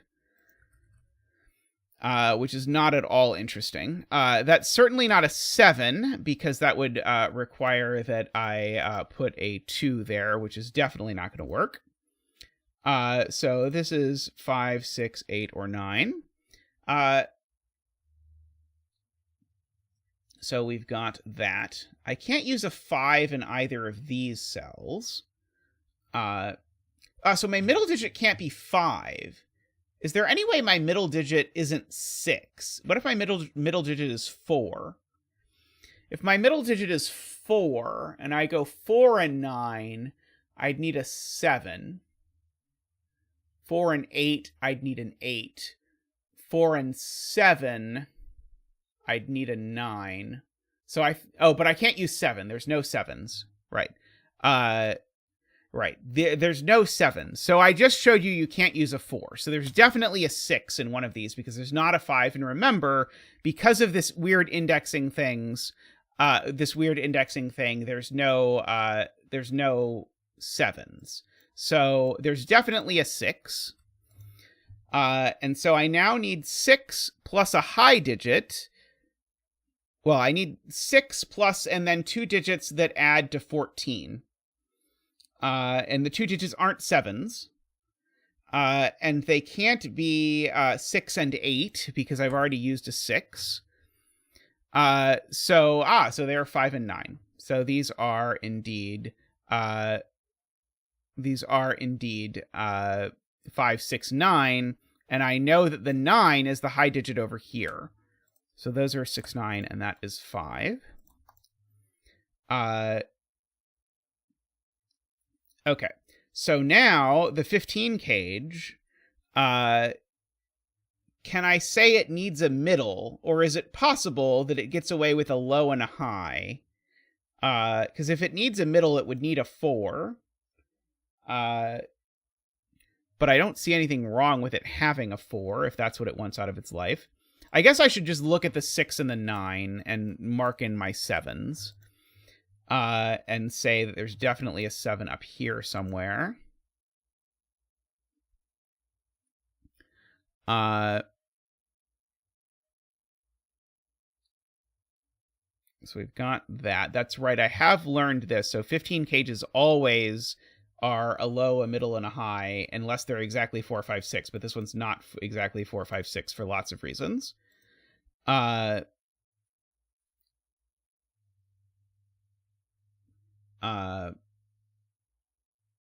these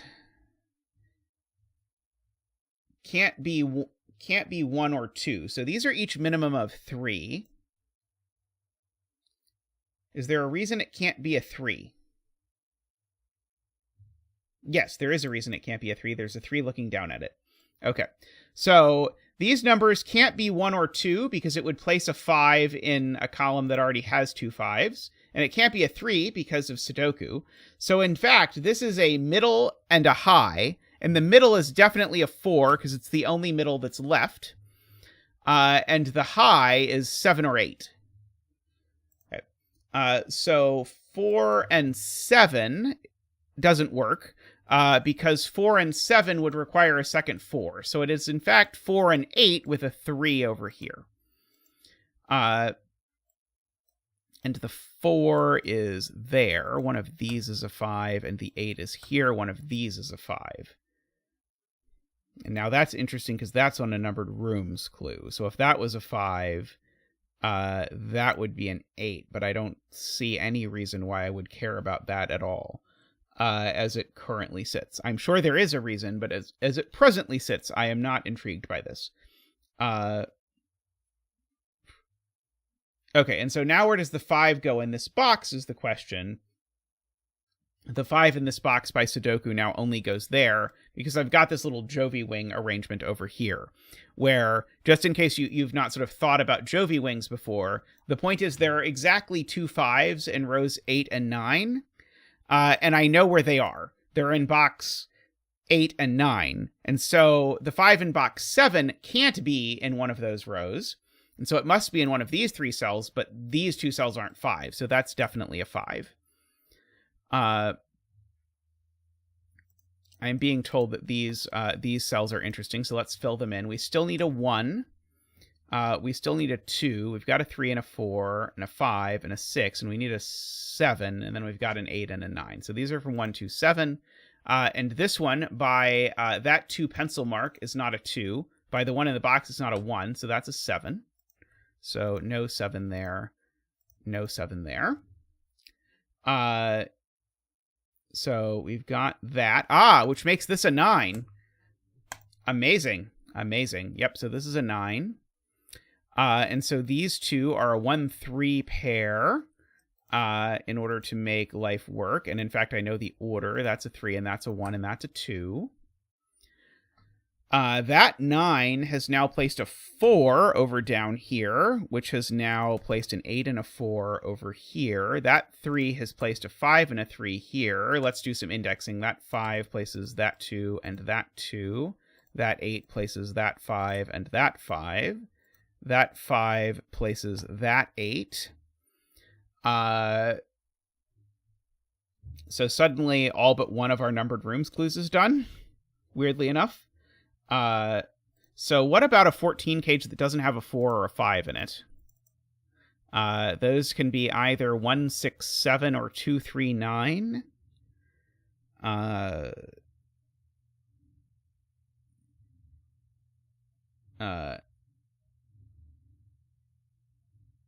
Sure. Sayori pointing out it's not 2, 3, 9 by column 9. I can't imagine that's the intended deduction, but I'll take it. So this is 1, 6, and 7. That's not a 1 because it's in front of a numbered rooms clue. That's not a 1 because it's in the column. So these are a 6, 7 pair.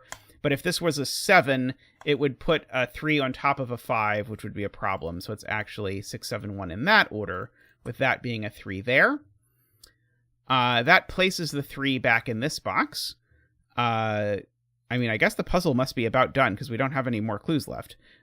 So that's an 8, 9 pair, so that's 2. So we've got all of that going on. We've got a 1 in one of these. I guess we've still got to decide which of these has a 7 in it, because exactly one of these cages has a 7. Let's see, if this were a 7, I'd need these to sum to 6. Seems okay. If this is a 7, I'd need these to sum to 11, which also seems fine. Let's see. So let's just fill in all of these digits if we can. So these are a 4, 6 pair. That's very interesting. So these are not 4 or 6. Okay, so this is now only 3 or 9.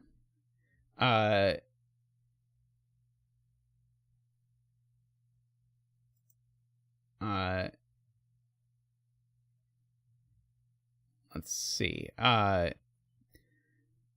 So let's just try and figure out if that 3 or 9 breaks this being a 7 or a 2. If this is a 2, these are a 7, 9. Oh, this just is never a 7. So if this is a 2, these are a 7, 9, and that doesn't work because there's a 7 corner marked up there. So this is never a 2. It is a 7. That's a 7. So now these need to sum to 11, and so they're either 2 and 9 or 5 and 3, except that 5 and 3 don't add to 11, so they are 2 and 9. So we've got all of that. That is a 1 and a 2. Codex says indexing. Did I forget to index something? I very well might have forgotten to index something. It sounds like me. If I'm being completely honest. These are not 4 or 6, so therefore that is a 7 and a 5. Right, that 7 placed the 9 and the 6 is the thing that Kodak was alluding to. So yeah, and we've got our 2 7s now. And so now let's just jumble a whole bunch of these. So that's a 9 and a 1, and an 8 and a 9. That is not a 9. That is a 9, just by Sudoku. Neither of these is 9.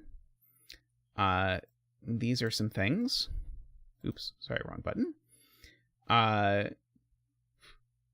Yep, sure are. These are some things as well. Yep, sure are.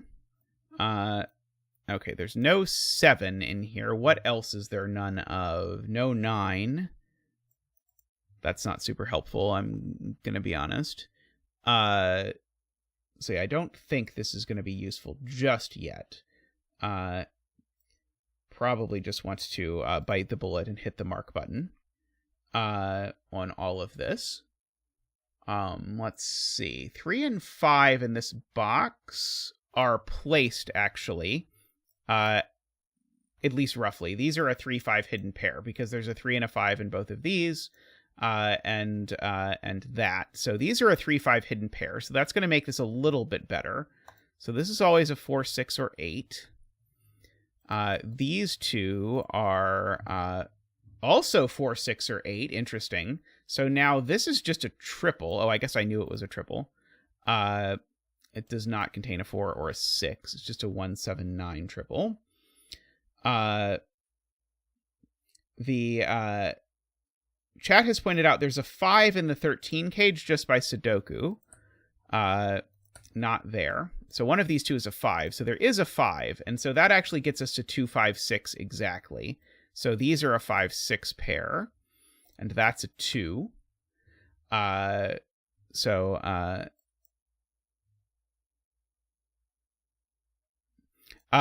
Yes, Jack, it is a Tamper Monkey extension.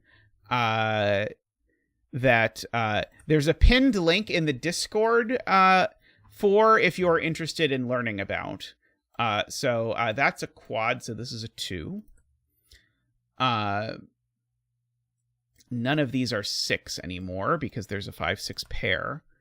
But yes, it's made by Chameleon, and it's very helpful. So this is a 6 because of that quad, so that's a 4 and a 1, so that's an 8 and a 7 and a 3 and a 4 and an 8 and a 2 and a 6 and a 7 and a 1 and a 3 and a 9 and a 7 and a 5 and a 3 and a 6 and a 4 and an 8 and a 6 and a 4 and a 6 and a 5 and an 8 and a 6 and let's see, a 6 and a 4 and a 9 and a 4 and a 1 and a 4 and a 7 and a 9 and an 8, and the betting tree is once again a 1. So once again, congratulations to all the 1 bettors out there. May all your betting tree wishes continue to come true. Very cool, very smooth. Yeah, that was very nice. Very non-painful numbered rooms puzzle, which I always applaud when someone is able to make a numbered rooms puzzle that is not painful. But very well done. I liked the use of the entropy business with these at the beginning. That was very cool. Yeah, the single clue in the whole middle stack is quite impressive. Yeah, that is something.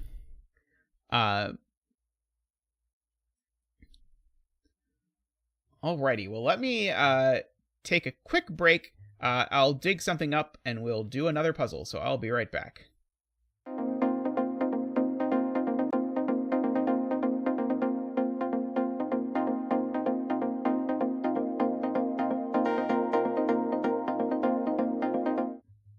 And we're back. So we are going to do this Niverio ambiguity puzzle that I have been meaning to do for some time. So we're definitely going to do it now.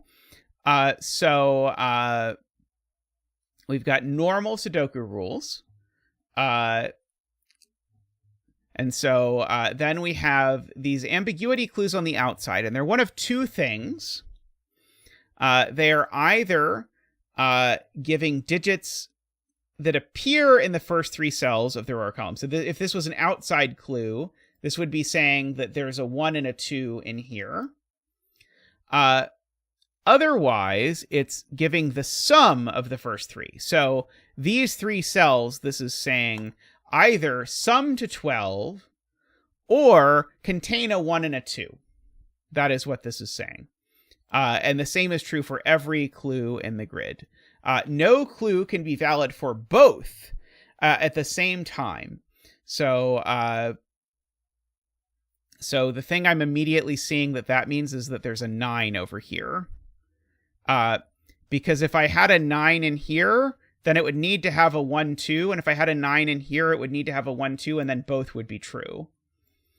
So I think there's a 9 in one of these three cells. I doubt that it's useful. Ranksk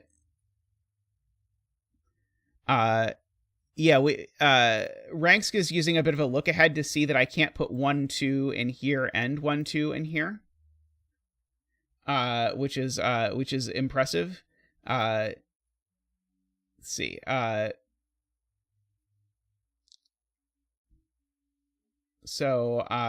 So therefore, the point is, by the way, does anyone have a good bet tree for this? I know it might require reliving some trauma to figure this out, but we can do this. So 9 also can't go in here for the same reason, so 9 goes in there, and therefore 9 goes there. Row 5, oops. Sorry, I did not mean to employ mark quite that early. Let's just make that the betting tree. Actually, Codec has recommended that, so let's move it over to make Codec's life easier. So these numbers, in fact, actually sum to 9, which means that this is not a real 1, 2 clue, because now this clue is definitely this clue is now definitely a sum to 9 because the 9's over there. So this can't be there is a 1 and a 2 here clue. So this is there's a 1 and a 2 clue here. And this is, and let's just mark off all of the killer cages with, let's see, what color of our friends do we want to use for that? Let's see, let us just purple these to indicate that these three, in fact, sum to 12. And so if these three sum to 12, row 5, column 7 is better. The bet tree ever creeps. The bet tree will be in row 5, column 14 by the end of the puzzle. Oh, that's right. Okay, you're right. Sorry, you could have two 12 sums. I don't know why I decided it couldn't be two 12 sums. It could be two 12 sums, but these definitely sum to 12, regardless. Actually, maybe I'll indicate this by drawing around it in orange. Yeah, we'll do that. Then I won't have to use color. I can just make my little cages. Okay, so these sum to 12. These sum to 9. So that's 21 in total, which means that these are 7, 8, 9, just by math. Oops. Whoop, like that. Because 21 and 6 has to be 1, 2, 3, 4, 5, 6. So these are 7, 8, 9. Interestingly enough, maybe an orange line is better than an orange box. That's possible. We can do an orange line. Ba-doop, ba-doop. And maybe we'll do catch-up lines for vertical when we know what vertically is happening. Okay.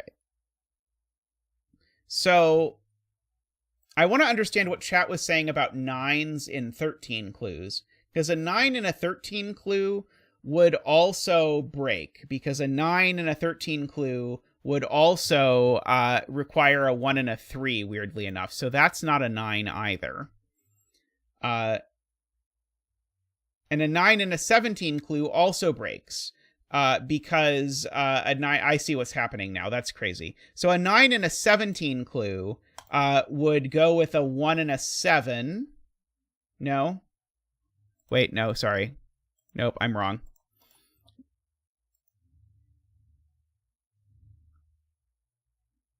But the 13 one was right. The 13 one was right.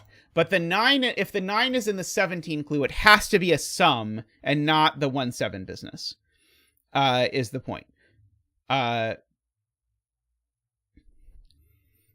so we can corner mark 9 in this box in one of these cells because of the 13 business.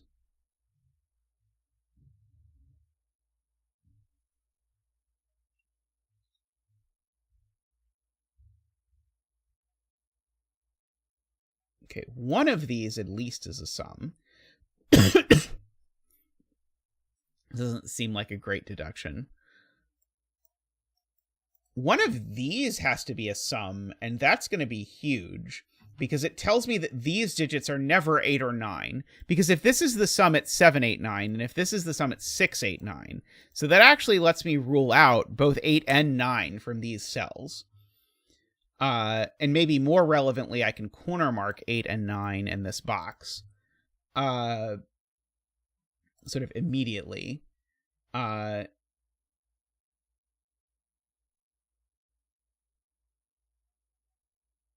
and a good point, one of them, they can't both be sum clues either, because if they were both sum clues, that would sum to 47. And 47 is more than too many. I'd need to make these sum to -2. So therefore, in fact, these aren't 2 either. So there's also a 2 in here. Okay, so we're practically at the point where my comedy pencil marks are less comedic and more like actual things. I can only use one of 3 and 4 in here. So 14 could be 2, 3, 9, 57 thorns.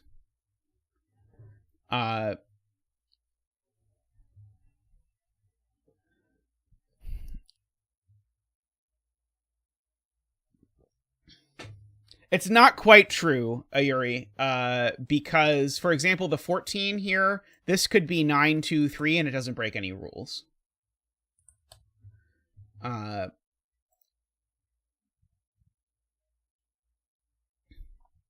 It was correct about the 12, and it's correct about the 13, though.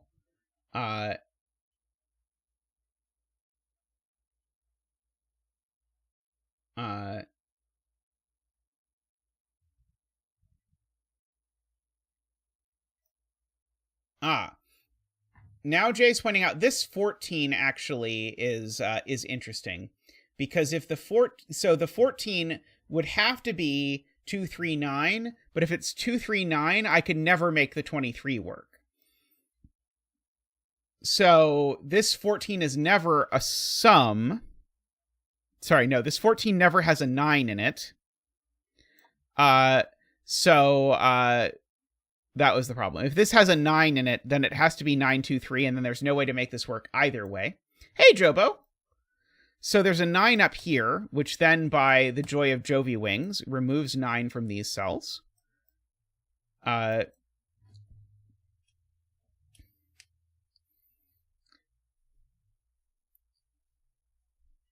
see as many likes as viewers. Exciting. Well, if you're a viewer who still hasn't liked the stream, please do so. It is always appreciated. But thank you very much to those of you who have liked the stream.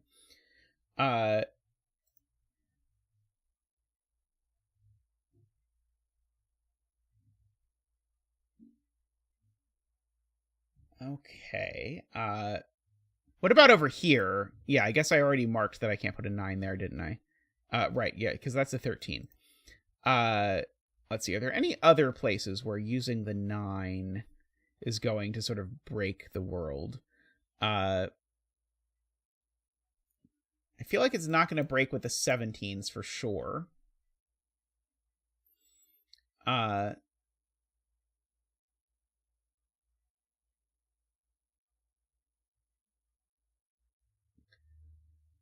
see, so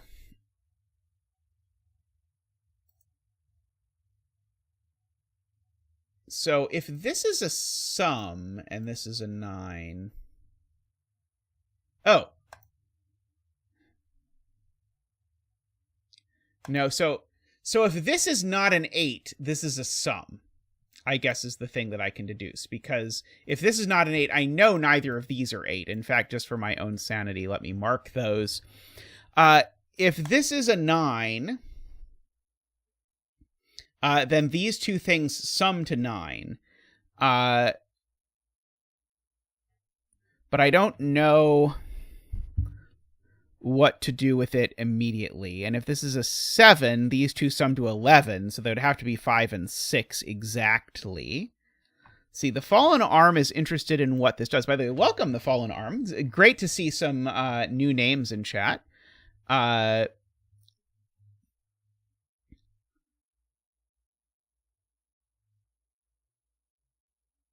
many 7/8s can I put in here, maybe is a good question. I can only put at most one 7/8 in here. And no 9s. So I guess a good question to ask is it possible that there are no 7/8 9s here? So in other words, is it possible that this is actually roped? Because if there's no 7/8 9s in here, then it's roped. And so then this would be an actual sum to 12. Wait. No. This would have the 1 and 2. Wait. Oh, God. What if it's roped? That's the question. What if it's roped? Then this is a 7/8 9, and that's a 7/8 9.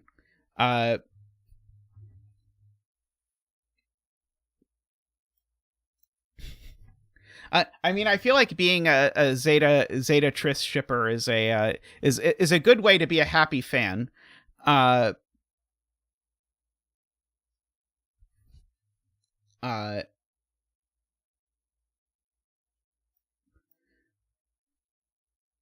So if there's any, it's not even true that if there's any 7/8 9s here, I know what this is the problem. Because this could have a 7/8 9 in it, while nevertheless still thinging. While nevertheless still summing to 12, to be more precise. Slightly more precise than thinging. Let's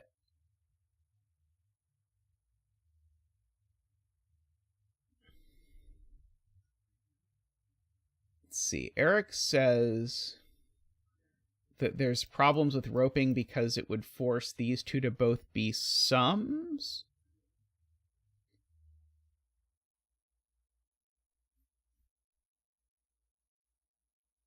Why would roping force these to both be sums?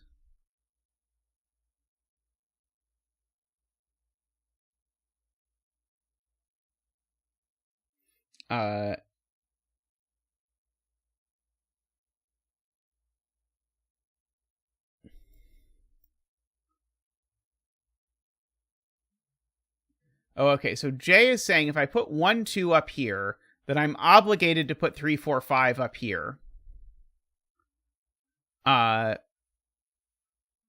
then this becomes a 6. And 7, 8, 9 go there. I haven't seen why this breaks yet. Oh, it's because 3, 4, 5 over here... Right. It breaks the row. Right. Okay. It breaks the row.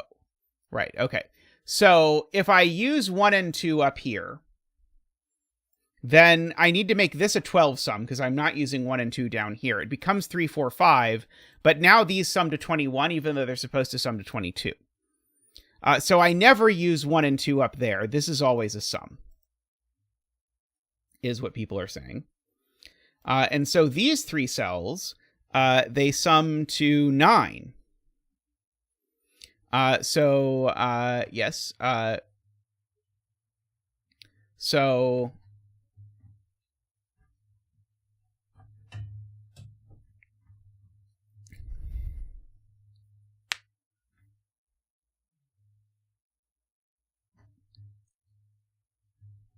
So the question is this 12 sum the same as this 12 sum? In which case it would go here. In which case,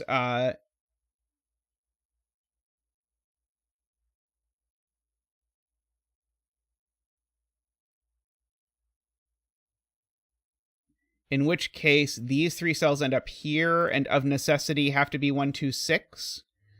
Orange line means it's a sum, yes.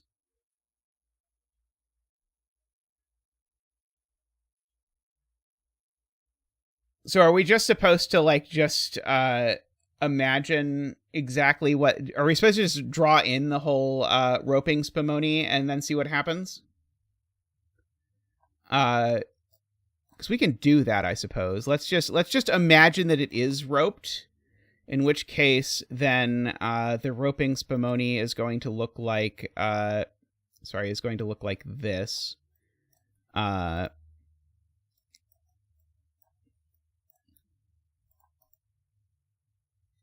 And so red will definitely be 1, 2, 6 exactly.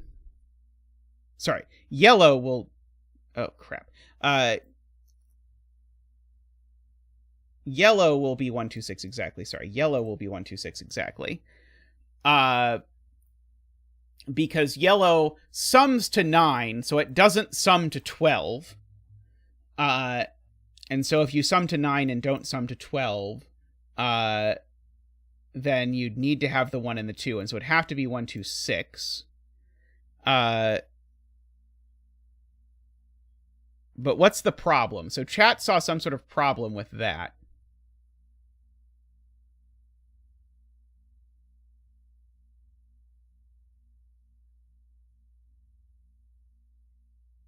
Oh, okay. Sorry, I thought Twototenth had a way of disproving this, but I think Twototenth was just saying that this is what happened and this is what happens if it does rope.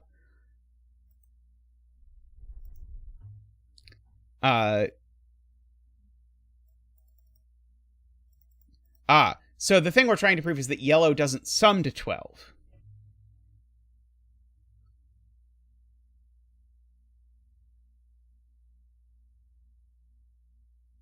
But only in the case of roping, or in general are we saying it's not possible that these cells sum to 12?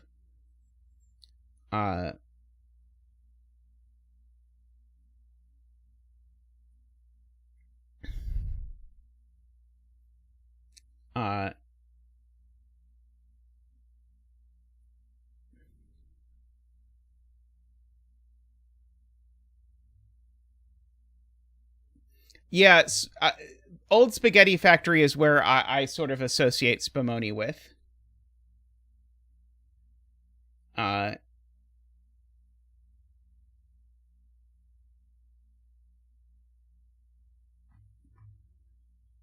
Row 3, column 1, 2, 3 sums to 12. Are the two 12 sums it sees forced to be the same digits?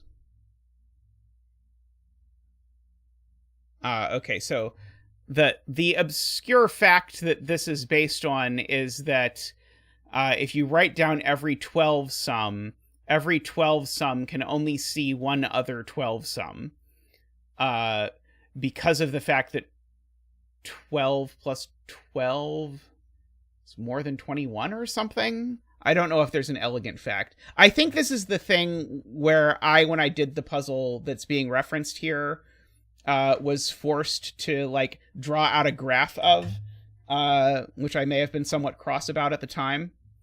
But I think Niverio would enjoy it more if I just say that we know that this, that if this is a sum, it has to rope. But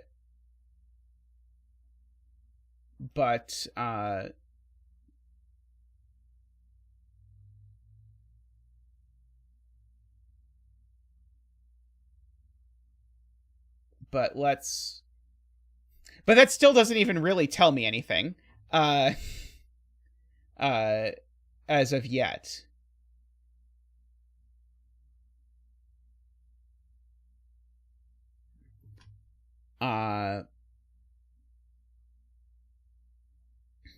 So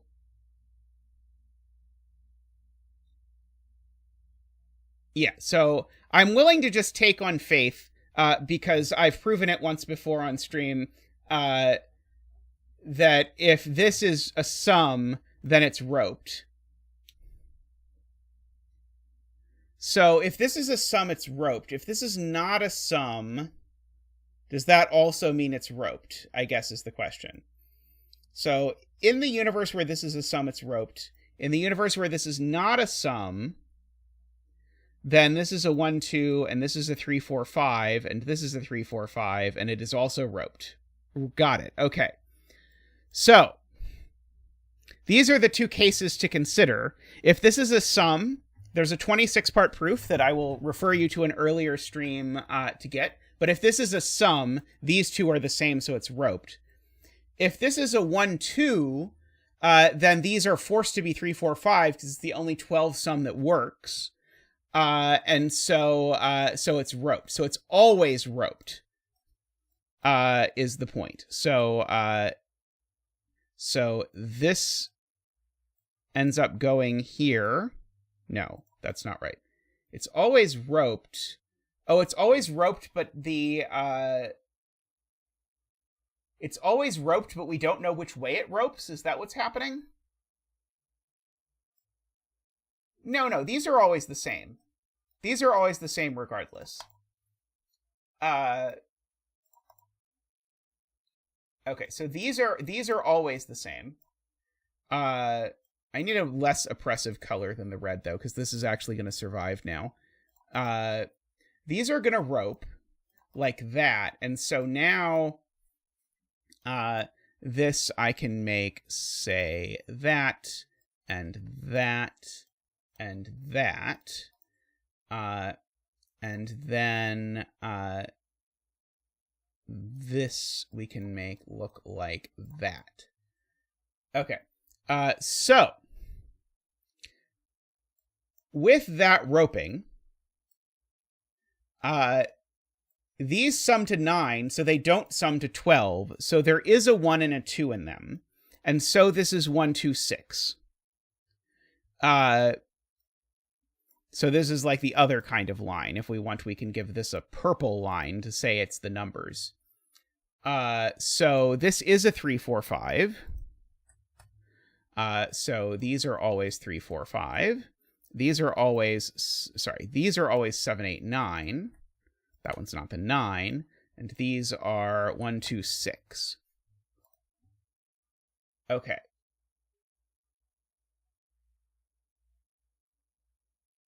So, what is it that I meant to learn from this? Sorry, I should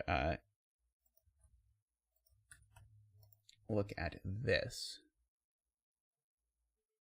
Sadly, 8 plus 4 plus 1 is possible.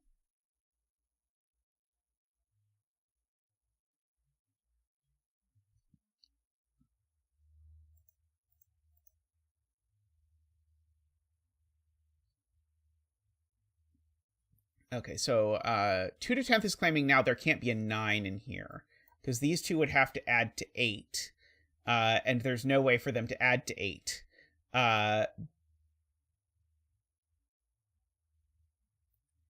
So yeah, if this is a 9, it's forced to be a sum, because I can't get the 7 in here at all. And so these would be forced to add to 8, but the fact that 2 and 6 are in green and 3 and 5 are in red breaks that. So this is never a 9, and this is never a 9, and we get our first digit in this 9, which is, I think, weirdly our third first 9 of the day. Ba-boop-ba-doo! Woo! Ba-doop-ba-doo! Woo! Ba-doop-ba-doo! Woo! Ba-doop-ba-doo!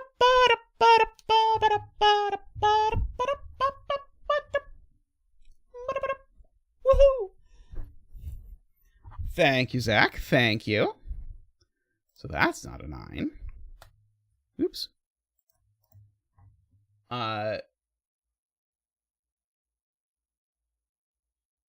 Okay, so yeah, so 1 is 1, 7.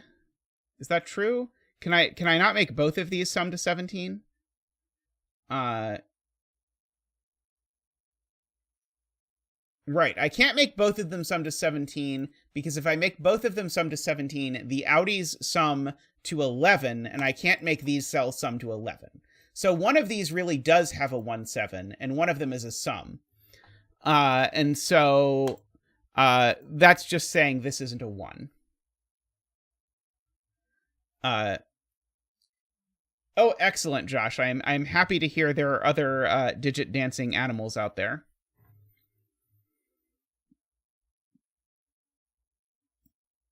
Okay, Yuri has a beautiful point, which is that this is, of course, a sum, because 1 and 6 are in the same row, and so if 1 and 6 are in the same row, they're not in the same column.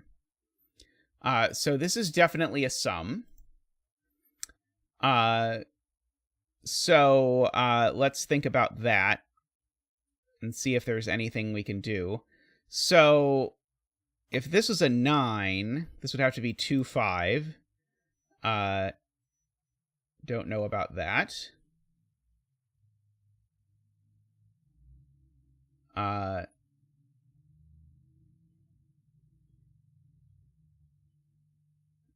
Okay, so the point, if I think more, I thought that was going to immediately do something, but if we think more about how we're making up the 17 sum, the 17 sum has an 8, and then 2 digits that add to 9 out of these. And so it's not 4, 5, so it's 3, 6. So several people in chat have said this. The 17 sum is 8, 3, 6, because it has an 8 and then 2 digits that add to 9, but I can't use the 4 and the 5 because the 4 and 5 are together. And so therefore that's a 2. And this isn't a 3 at the very least. And then the 1 and 7 can go with a 4 or a 5. For whatever that is worth. And that 2 looks down here and says that this is a sum. And now the only way I can do that, as Sayori points out, is 6, 7, 8. So these aren't 8 either. They're not 6 or 7. Because I can't use a 9. So 6, 7, 8 is the only thing I can do.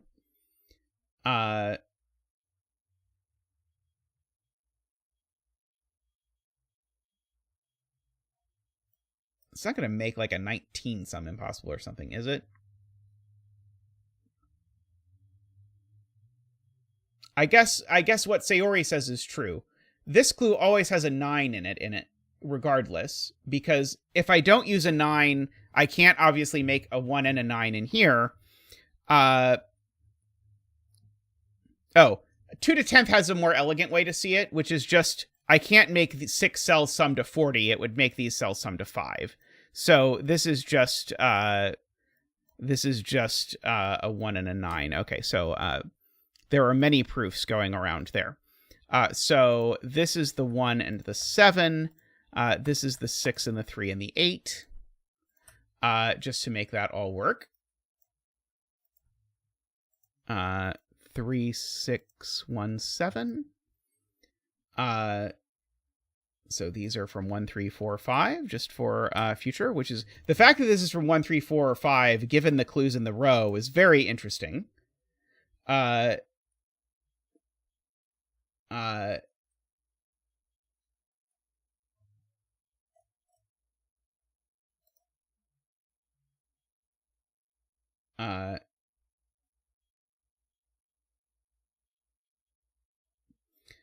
So weirdly, this is like a 1, 3, 4, 5 virtual.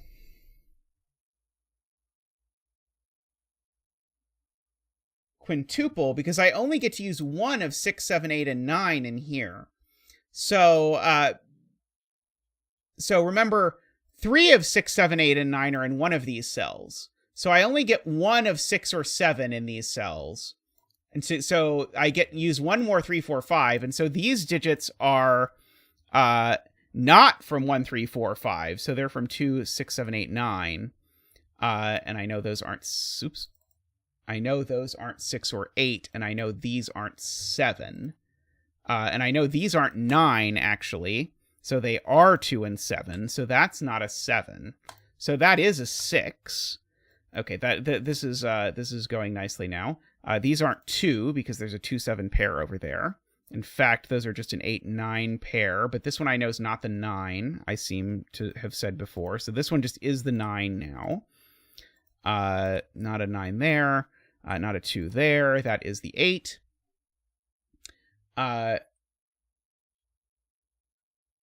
And so, yeah, I don't know exactly how we got this this weird 1, 3, 4, 5 virtual quadruple.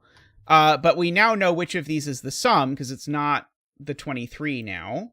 So this is now forced to be 7, 8, 9. We have a 2 and a 3 over here, which means this isn't a 3.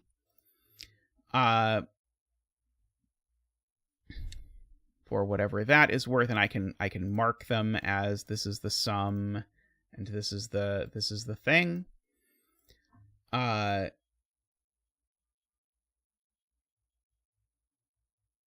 so these aren't 9. Oops. These aren't 9. So one of these really is 9.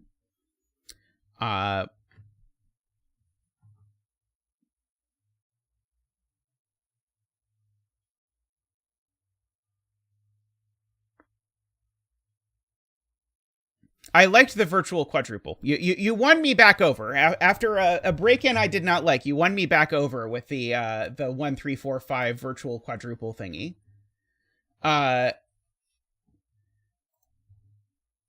Let's see. This 1 is looking up at this, so that's not a 1. This is only a 4 or 5. Hey, Paul Fly, welcome. Hope you're doing well. Great seeing new names around chat, always. Let's see.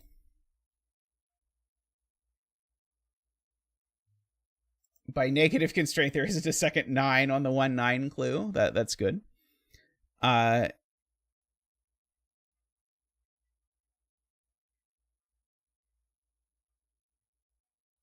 I was just looking at these 21s. These 21s are very interesting because they're looking up at this sort of ugly pea soup color, which would be quite forcing.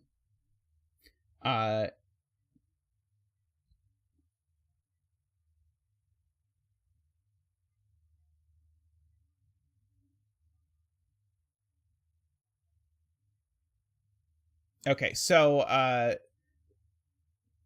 Jay Dyer says that if this tries to be a sum, it's not going to get big enough. Because I would have to have these 5 cells adding to at least 36. Because it would be 21 plus 15 at minimum. And 36 is too much for 5 cells. 35 is the maximum. So this is not a sum. This is a 1 and 2 show up. And if 1 and 2 show up, this is a 6. So those are not 6. And now remember, this is a sum. So these two need to sum to 10. And the only way that works is a 7 and a 3. So we've got all of that. So we have all of that now. This one now had better be a sum because of the fact that I'm not putting 1 and 2 both in the row and in the column. And if I'm making a sum to 21, I'm not using a 1 or 2 in it. So these are now an authentic 1-2 pair, except no substitutes. So Good point. This 18 can't be a sum, because if it was a sum, I would need to make these three add to 18, and the most they sum to visibly is 16. So this is, in fact, an appears clue. Exactly as Paul Fly and Twototenth say. So that's an 8, and that's a 1, and that's a 9, and that's a 2. That's not an 8, that's not a 9.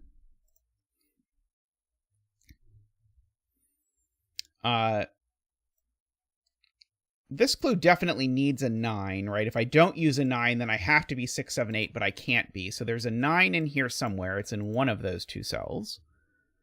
It probably doesn't do anything. I mean, I guess it rules 9 out of this cell at least. So it doesn't do nothing. So can I do a similar thing with this? I don't think it works quite the same way, sadly.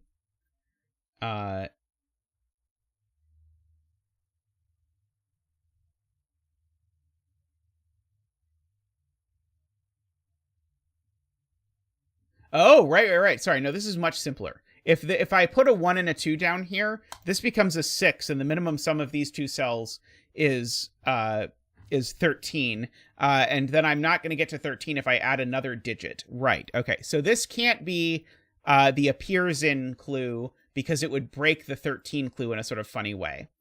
Hey, Hannah, how are you doing? I hope you're doing well.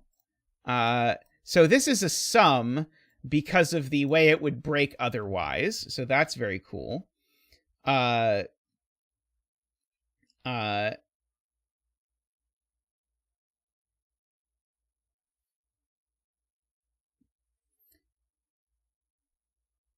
So this also can't be 6, 7, 8. Chad is pointing out because of the 7, 8 above it. So this has a 9 in it, and so the 9 is in one of these two places. So that's never a 9.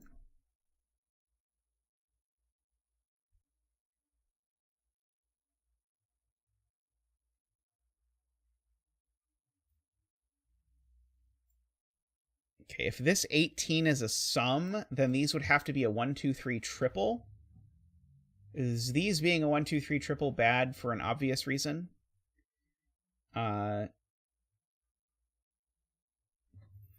I mean, it doesn't sound great, but I don't see it breaking immediately. Probably I have to think about it in concert with this 17 clue. But I don't know that my brain is quite prepared for that yet.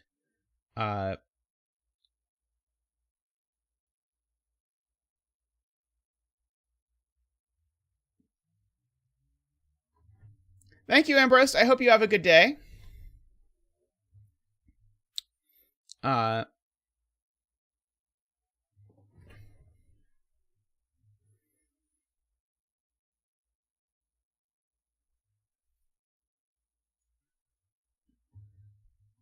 Can't have a 9 on it. Okay, so if this is a 9...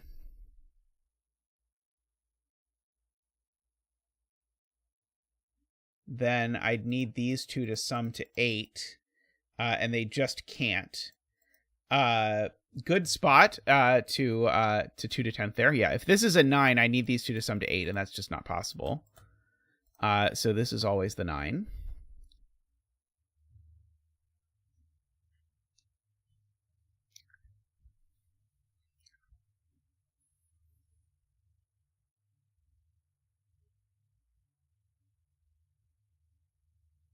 So that places this 9, although I don't know that that does anything, but might as well place it.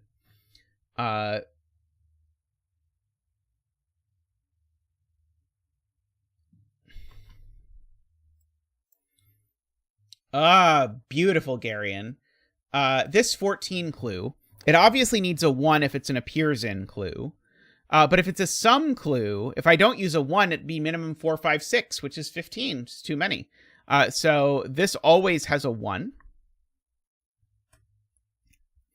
which makes this a sum to 13. Now, if these were both sums, that would be 27. My outies would be 18. I would need these to sum to 9, and they can't. That's amazing. How on earth do you do this, Niverio? That's crazy. So let me just go through that again and see, and then people can tell me my math is wrong. If these were both sums, they would sum to 27, which would mean these would sum to 45 minus 27, which I suddenly can't do in my head. 45 minus 27 is 18. And then these would need to sum to 9, but one of them's 2-7 and the other can't be 2-7. So this is never a sum. This is always an appears clue. That's very cool. This is also known as Niverio showing off. This is not 1 or 4, because of the 1, 4 going over here. So it's probably if I had a killer calculator, it would be interesting to note that I'm summing to 13 in 3 without a 1 or a 4. But can't quite do that. So now 1 and 4 still have to go in this row. And so they must go here and here. So actually that's a 4 and a 1. That was a gorgeous spot from 2-10th. So that's not 1 and that's not 4. None of these are 4s. Those are 1, 5, 9. These are the other ones. They are not 5. They're 2, 3, and 4. And if these are now 2, 3, and 4, that resolves the 5 and the 4 up here for whatever that is worth.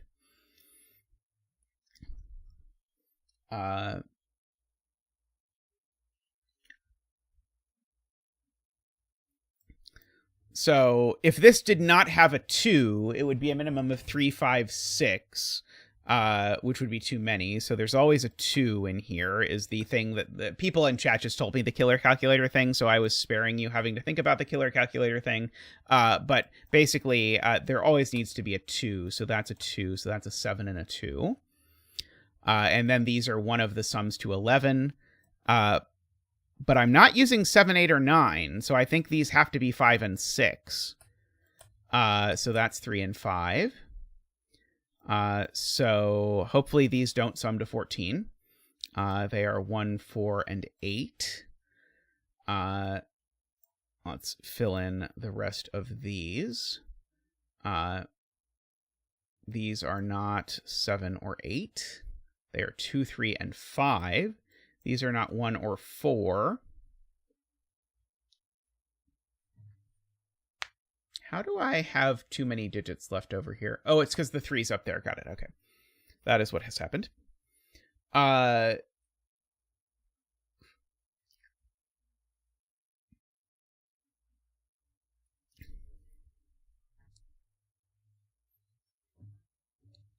Okay.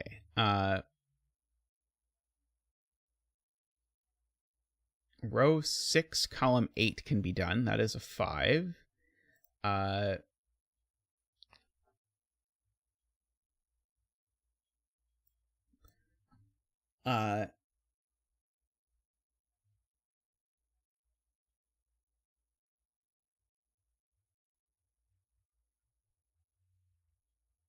row 5, column 8. Okay, row 5, column 8 is not 1, 2, 3. Could be 4, but it's not 5, 6, 7, 8, or 9. So this digit is indeed a 4.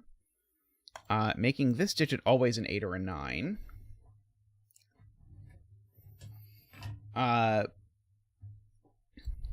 This sum here needs a 7 or an 8. As Sayori says, if you don't use a 7 or an 8, then your max you can get to is 20 at 9 plus 5 plus 6. So that's a 7-8 virtual pair. So this is a 6 and a 7, owing to that. So this is not a 6. Let's see. Sadly, I don't think that tells us anything about this clue.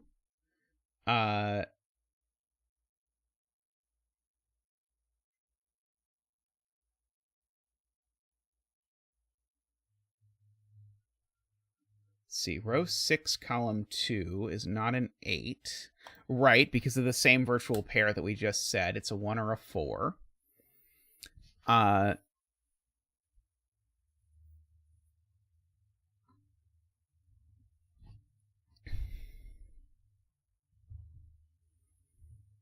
Let's see.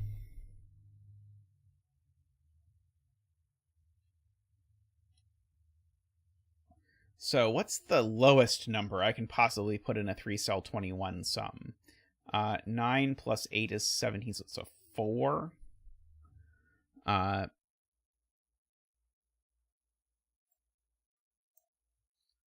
don't know that I really want to mark that. Let's see. Row 5, column 9 is naked. It's not a 1, 2. Could be a 3. It's not a 4, 5, 6, 7, 8, or 9. So it's a 3. Does that help somehow? It tells me that one of these two is a 3, at the very least.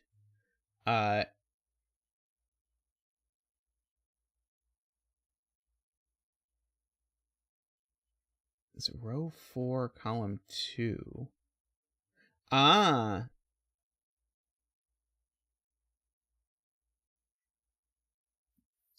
So Garian's point, I think, is to ask, where does the other 1, 4 go in this column? If I try and put the 4 here, then it's got to be 4, 8, 9 exactly. I don't see what's wrong with this being 4, 8, 9 immediately, though.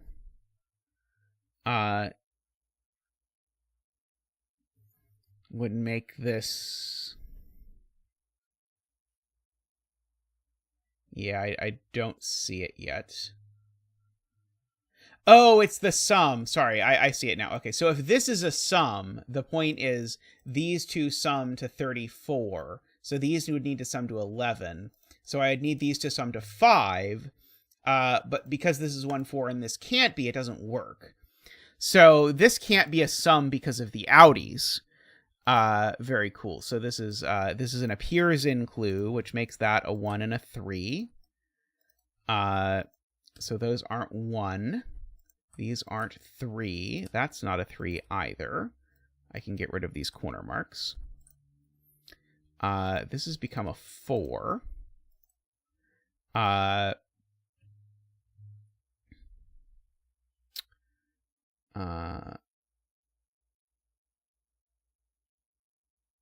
and so now where does the 2 go in this column? Remember, we said you can't put a 1, 2, or 3 in here, so that's the 2. And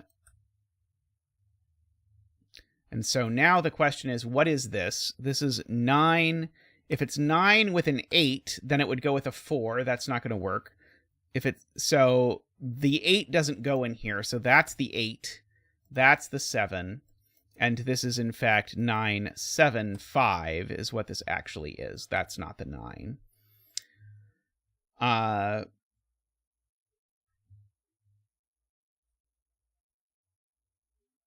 And now that this is a 1 or an 8, Sayori points out this can't be an appears in clue. That's very cool. This is very slickly set, Niverio. This is now a sum clue. So now, in fact, these are a 1, 2, 3 triple, as I tried to disprove earlier, because now these sum to 39 total, so these sum to 6. And so that lets me resolve this 4, 6, 5, 2, 3, 1. And these are whatever they happen to be, 4, 6, and 8.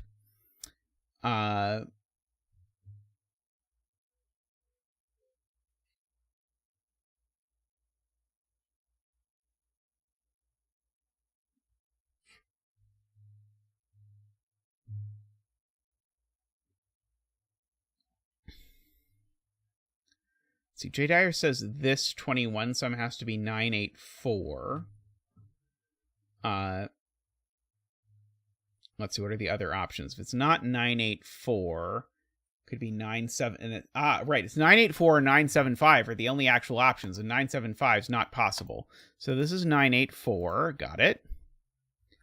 That I know is not a 9. That's not an 8. So that 489 looks over and says that's not an 8. That's not a 4. That's not a 4 or an 8. That just is a straight up 6. That's a 7. That's a 5. These aren't 6. These aren't 5. That's now a 1. That is not a 1. These aren't 1s. These aren't 7s. 1 and 9 can go away. So we can fill in a lot of that. That means we can fill in the wings of this box, and just eliminate everything that's not in them. So 9 is not in them, 8 is not in them, 1 is not in them, 4 is not in them. So these are from 3, 5, 6, 7.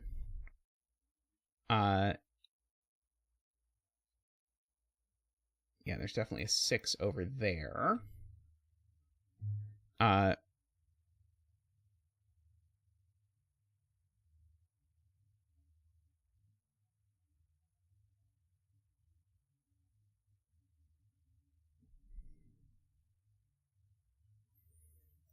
can't have both 1 and 5 in here now, so now this is a sum, because the 5's up there. So if this is a sum now, we have to look at this and look at what it could be. So 8 would be too big, because 8 plus 7 is already too large, so that's a 4. And now these two need to add to 11. 7 can't go with another 4, so that's a 9 and a 2 and a 3 and a 1 and a 7 and an 8. I'm not 100% sure we used this, but we know what it is. So that is a 6 and an 8 and a 2 and a 3 and a 4 and a 5 and a 9 and a 1 and a 2. By the way, just to be crystal clear, even if there are clues we never used, it is not a complaint about the puzzle. Just especially as we hang around with chat doing things, we're likely to notice unintended horrible things. Let's finish marking this and that. And I think I've marked everything, so I think we can now start counting up from 1 and see what the bet tree is. And the bet tree is a 1. Congratulations to all the 1 bettors out there. May all your betting tree wishes come true. Lovely puzzle, Niverio.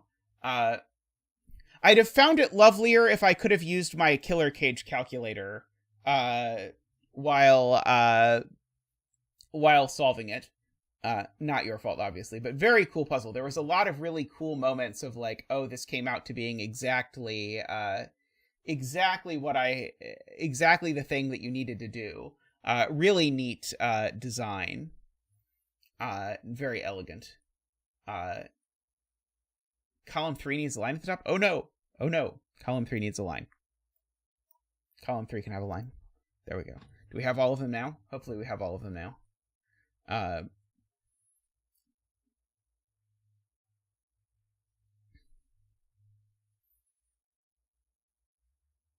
Alrighty. Well, I am once again going to take a quick break to stretch, and then come back, and we can do some 6x6s. So I will see you all very shortly, and I'll be right back.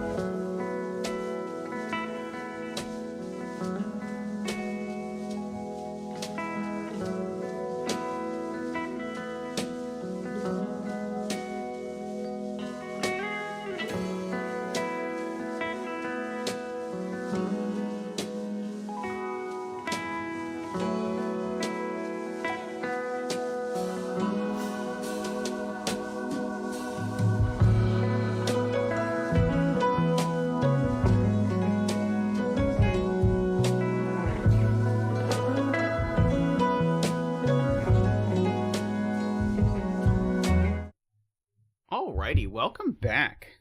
Let's go on a little trip to Denver, Missouri. I made a puzzle some time ago. I mean, not that long ago in the grand scheme of things. Geologically speaking, it was recent. Called Denver. And J. Dyer has made a 6x6 with the same rules. So we need to create sort of two puzzles at once as we solve this. So we need to create a Philomeno puzzle. And also a country road puzzle. So the way a Philomeno works is that you need to break everything down into little regions, which you'll call ominoes. And every cell in an omino gets its size as the digit in the cell. So if this omino that is yellow has 4 omino bits, then 4 omino bits mean they all get 4s. Oh, good night, Kodek. Have a good nap. And likewise, this one has 6. But we also have to draw a path through all of these cells that is in fact a loop. It's going to be very problematic if I draw it the way that I just did. And the loop needs to sort of course, connect to itself. It needs to visit every omino exactly once. And it needs to not do the thing it has just done here, which is to leave an unvisited cell on both sides of a border between ominoes. So again, the problem here is this naughtiness. So if I have a border between ominoes, I need to make sure the loop visits at least one side. Okay. So those are normal country road rules and normal Philomeno rules.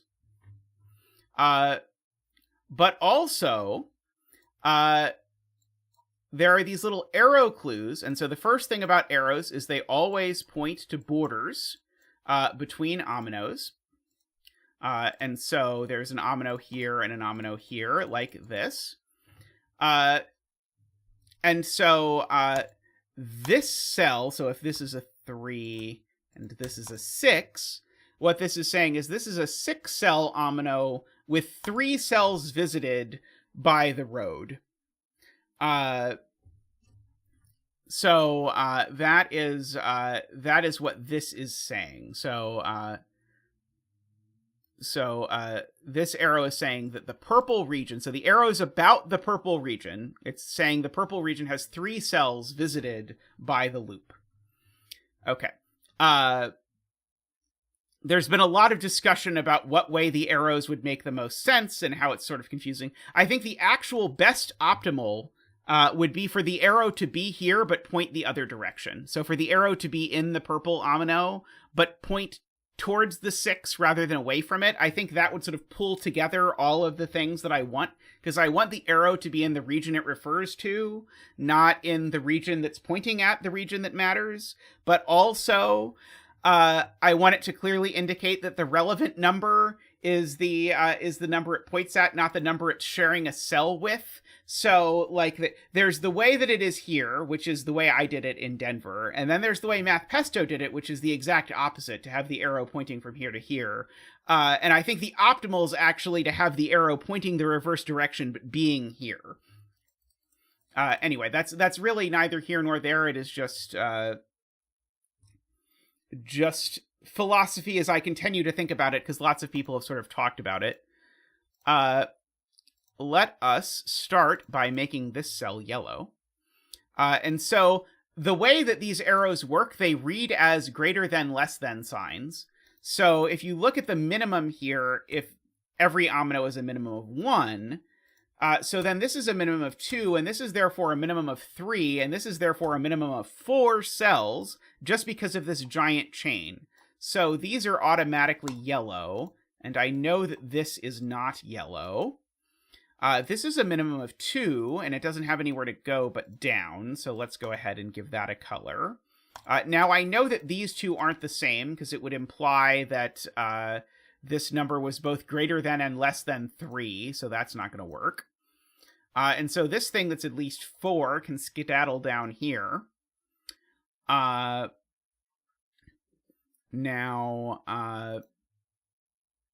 we have the interesting thing that if yellow is 3, it actually is not going to work.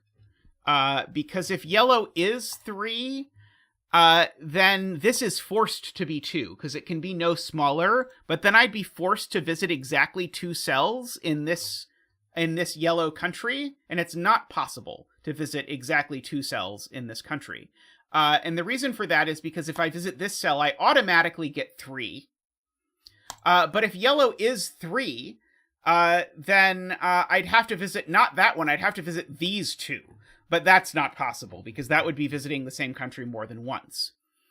And so therefore, yellow is, in fact, at least 4. And so orange is at least 5. By the way, as MicroStudy is pointing out, orange points at yellow here, so orange must also point at yellow here. And so we get that little bar there. And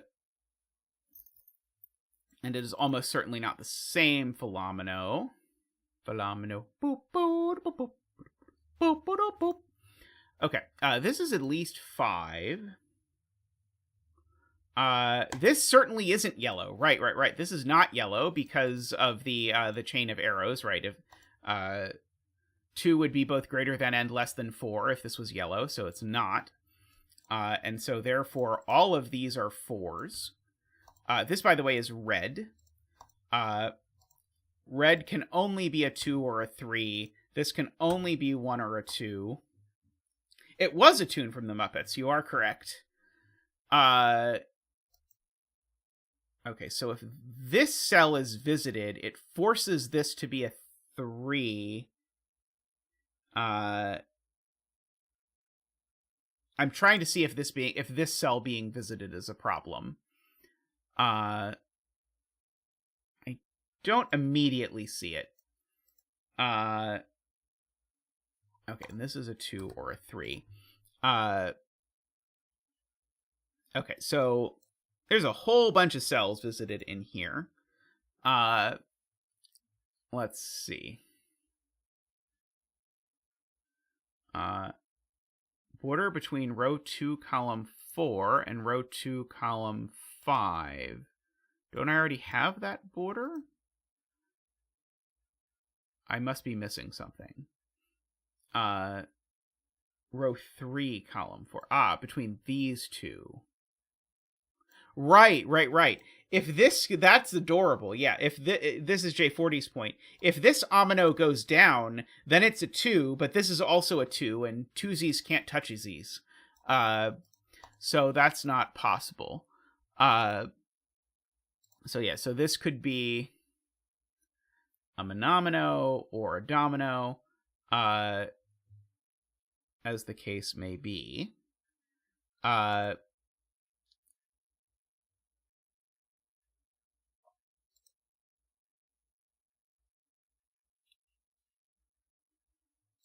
So, if this cell is visited by the loop, the only way it can be visited by the loop is by a line that goes straight across.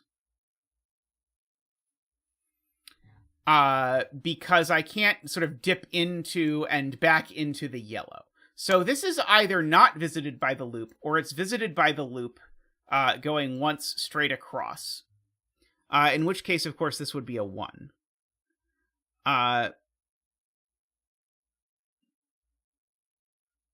Oh, that doesn't work.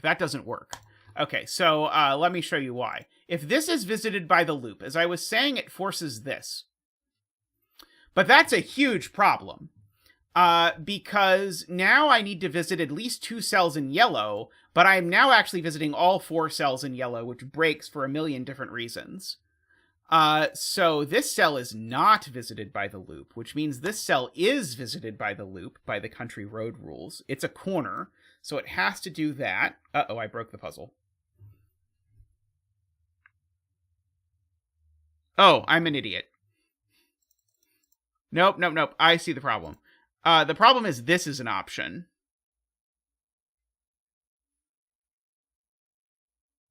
Or for that matter, that isn't. No, that's not an option. It would have to do that. Right? Do we believe that? If this is visited, and I think we've just shown it is, because if this is not visited, then we quite clearly get immediately the problem that we visit all 4 cells of this. So this cell is visited, and now we have to contend with the fact that it can't go in both of these directions. But in fact, if it goes this way, we're just hosed. So it definitely doesn't connect in that direction. And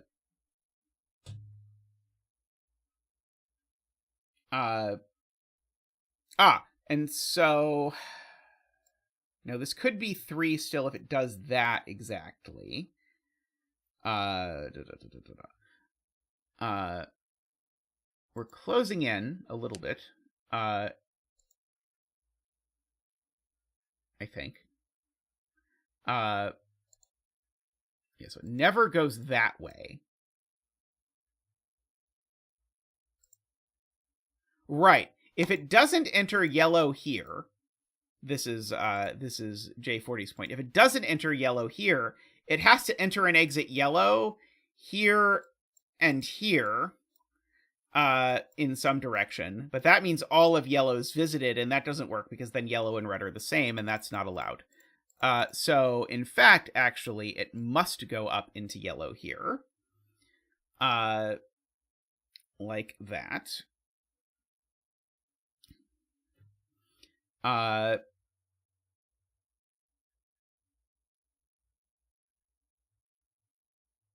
So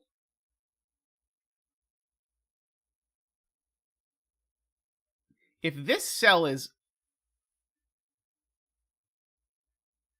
unvisited, I think we have a problem. If this cell hypothetically is unvisited, what does that force the loop to do? It forces the loop to do that. And I don't think that loop works very well. So this cell's always visited by the loop. Can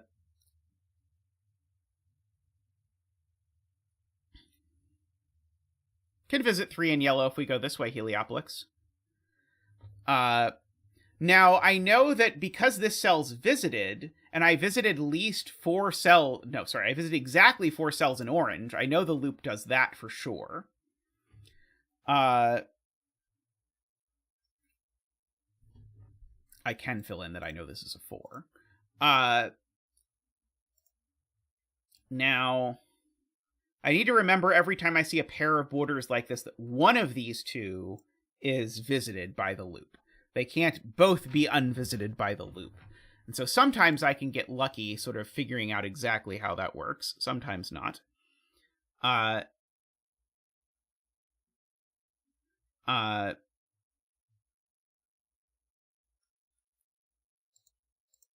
see. If yellow grows here, I don't think that's immediately a problem. Let's see. Yeah, orange needs another cell. Well, orange needs at least 2 more cells. But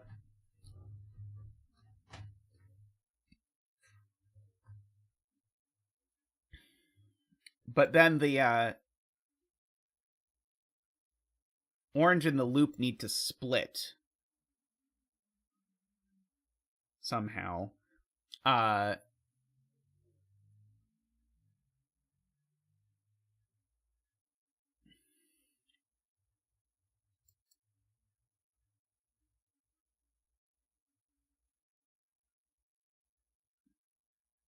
Why couldn't the loop do that, Garion?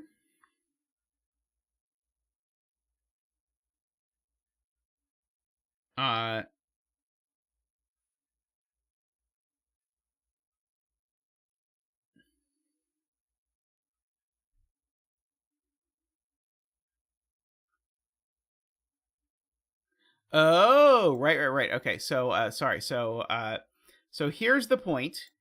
If the loop turns here, now red is 2.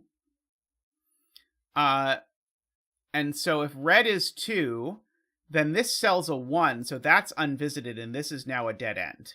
That's clever. Okay, so the point is this needs to do one of two things. It either goes north, in which case red is 3, or it turns this direction, in which case red has to be at least 3. So red is always 3, regardless of which way this goes, is the funny thing. That's really clever, because this way makes it 3 just by counting. This way makes it 3 by the fact that it needs an unvisited cell. Okay, so red is always 3. And in particular, if red is 3, that means it does that as its way of sort of meandering around the world. So now, yeah, this is a 1 or a 2. If it's a 2, the thing has to sort of get out that way exactly, I believe. This is unvisited, though, so let's make sure we visit our corners. Oh, this isn't a corner. This is a corner, though. So this needs to be visited. This 3 needs to have 3 cells in it, is a fancy point from Heliopolis, and this cell's always unvisited. Because if it was visited, we'd visit every cell in the thing, and that wouldn't work. So, therefore, this cell is visited, and that cell's visited, for whatever that is worth. So we either come straight down like that, or we immediately sort of duck... Actually, no, this is a corridor. This is a corridor. So this is like a straight corner in a weird way, because this cell's visited and the only places it can be visited from are there and there. So this is unvisited and this is visited. And now this is a corner, so it goes like that. So we've got all of that. Now this is a 1. So we can monomino it off.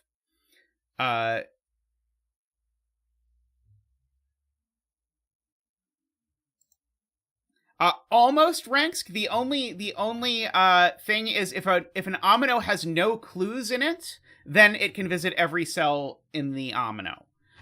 Because if it only is true that if you have an arrow, then you force that exact thing.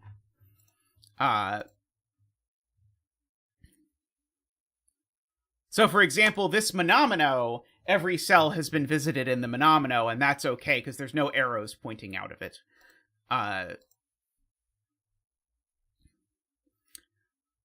Okay. This is now a corner as well. Just like that. Corner, by the way, is just language in a loop puzzle, meaning thing that needs to go in 2 directions and only has 2 directions it can go. If you are, by the way, for hearing the word corner repeatedly for the first time. So this being orange would be very sensible, I think. It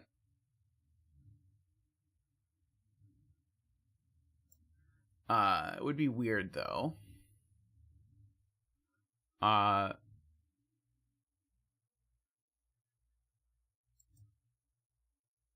this can't... I think this doesn't work if orange goes down. Sorry, I think this doesn't work. Let me explain what I'm thinking. If this path does this, then there's no way for orange to have exactly 4 things while also not breaking. Because what 4 things is orange going to take? Well, orange can't take that one anymore. Because now the cell's been visited more than once. So orange would take that one, but now there's no none-loop cell for orange to take, and per Rank's point, orange really wants a none-loop cell, because otherwise the puzzle's broken. So orange, in fact, is forced to do this weird thing where it does that, which is going to grow yellow by a lot, in fact, all the way, because yellow is 4. So we can go through here like that. Okay, now this yellow can only be pointing at 2 or 3. It can't be pointing at anything else.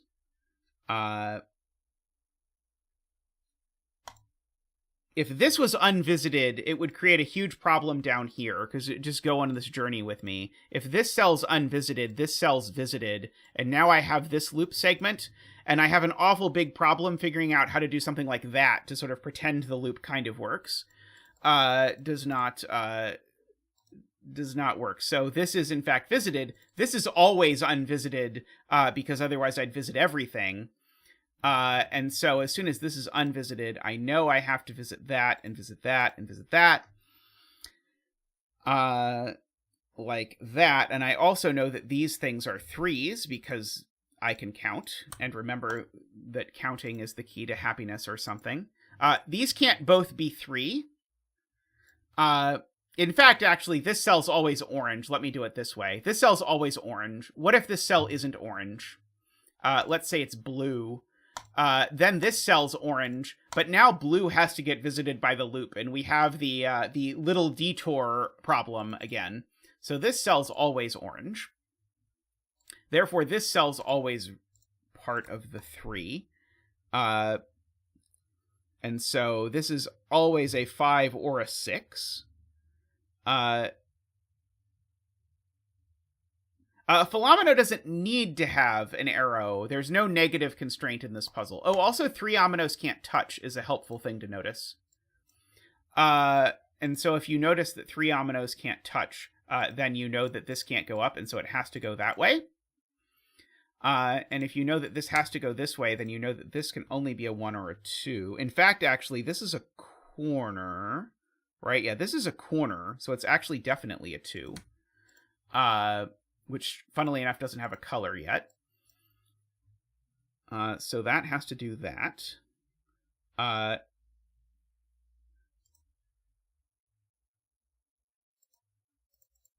Right. Okay, so Paul Fly has a good point. If this is red, then these two cells would both be unvisited.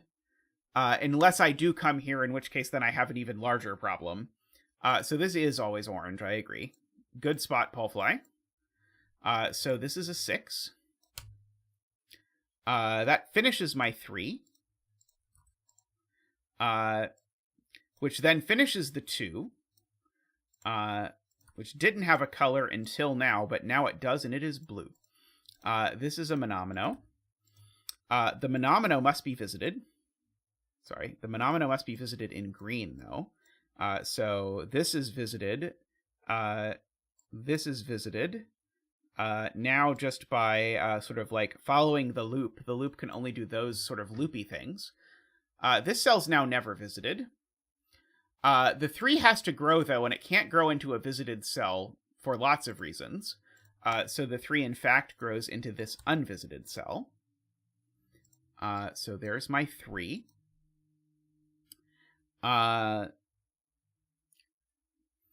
So, let's see. So we've got all of that happening. So this cell is visited because it's across from an unvisited cell. So the loop definitely does that. I want to say, so this cell is bigger than 1 in size. I want to think about this cell for a second. Is there any possible universe where this cell is also green?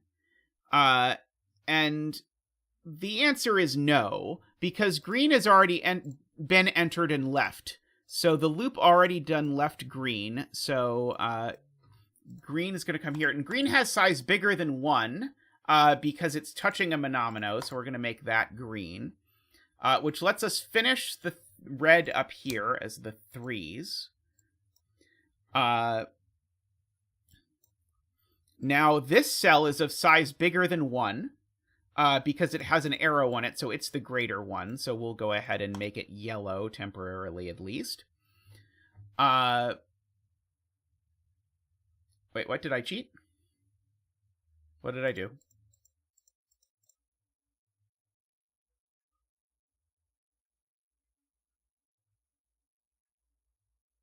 Oh, how did I determine that green isn't 3? That's a good question.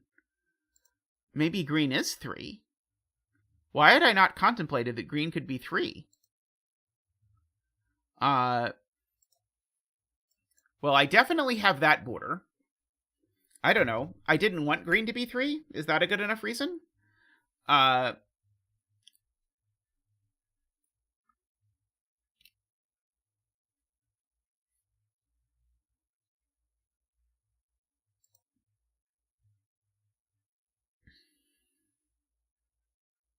Okay, so here's a smart spot from J40.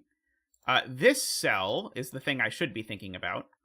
And the, let me give this a non-green color since it's about to touch red in a second. We'll make it purple. Purple needs an unvisited cell. Well, purple can't have that cell, because that cell is pointed at by purple. This is the Denver, Colorado spot. This is definitely the Denver, Colorado spot. So purple gets an unvisited cell there, and if that's unvisited, then it means that we get that turning that way, which means that this cell cannot be purple, because if this cell was purple now, we would have problems.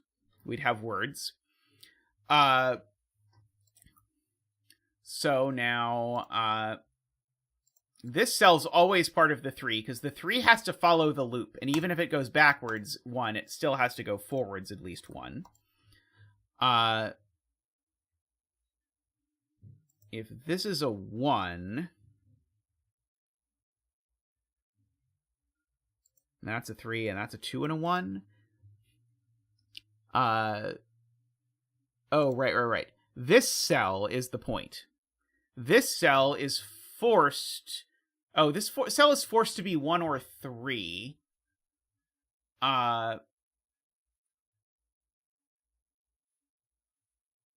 Yeah, I guess Paul Fly has the most elegant way to see this that's way less complicated than what I was about to say, so I'm just going to steal Paul Fly's point instead. If this is a 3, then this cell has become a monomino, and that's bad. So we don't do that. So we do this instead. So that's the 3. There we go.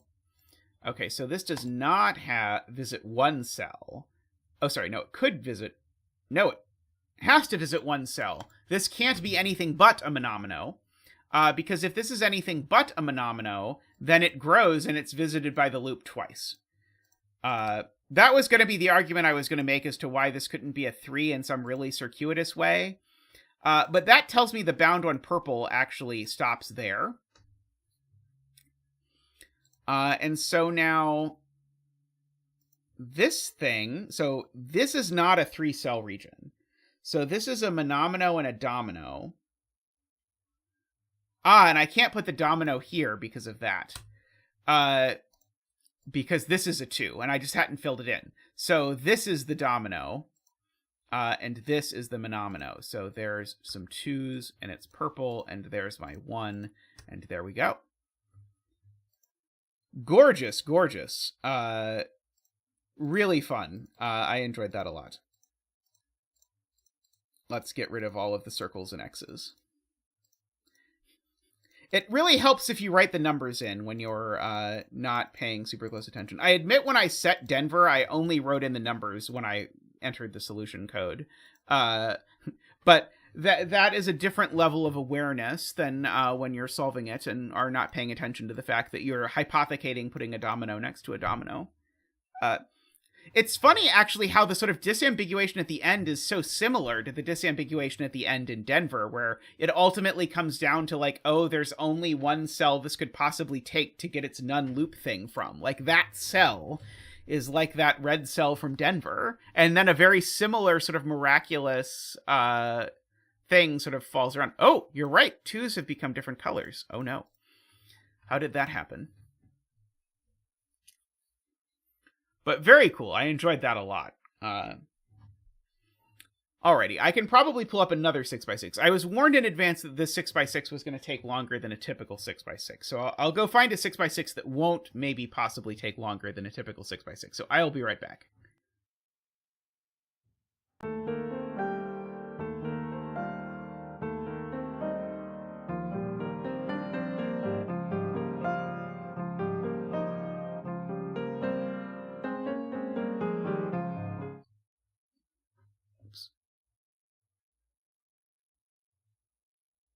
There we go.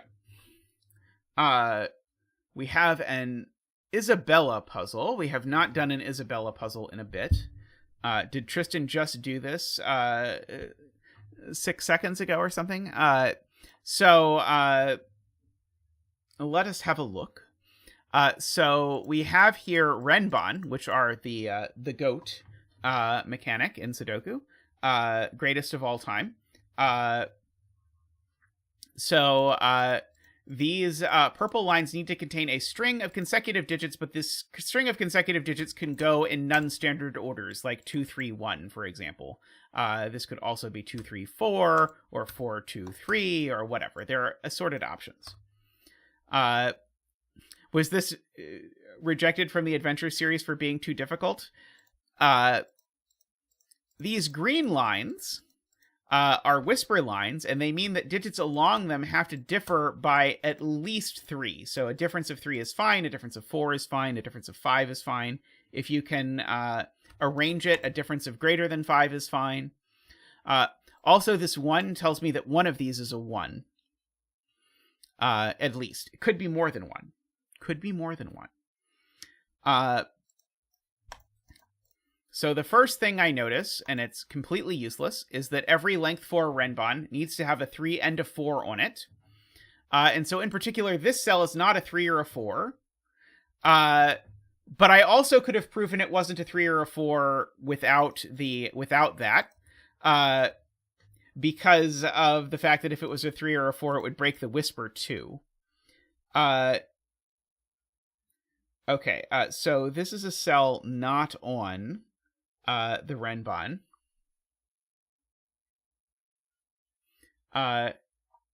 So it is true, yeah. I was hoping that was what was going to happen with these, Garion, but Garion has correctly identified it's actually this. This is the interesting thing.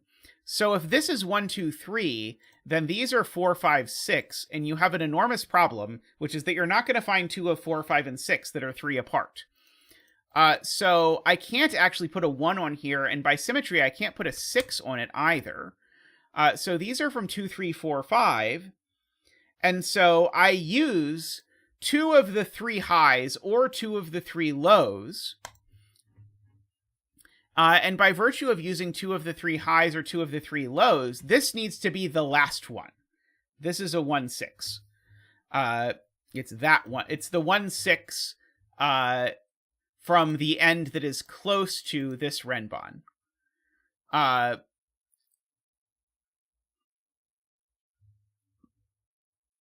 And yeah, it is true, I can't put a 3, 4 in any of these cells along a whisper. So these are actually all from 1, 2, 5, 6. Just starting to get interesting.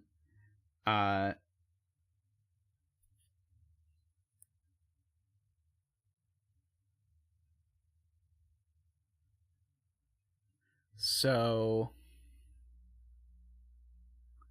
let's see. So yeah, the 3 and the 4 in this box are on this Renbon, because this Renbon needs a 3 and a 4 and doesn't have any of them yet. So these are also not 3 or 4. So these are from 1, 2, 5, 6.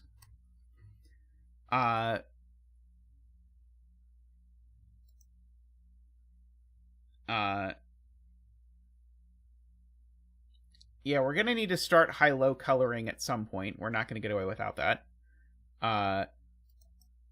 Okay, so actually, it's going to be helpful almost immediately. I was not seeing how it was going to be helpful, but then as soon as I did it, I saw how it was going to be helpful. The point is this. Okay, all of these colors are suddenly terrible. Let's do it with purple. These are both of the yellow digits that aren't 3 or 4. So this is not yellow. This is purple. And so these are yellow. And so these are the same color. That color can't be purple because there's a purple there already. So these are yellow and these are purple, which makes this yellow. Just by virtue of that. Let's see.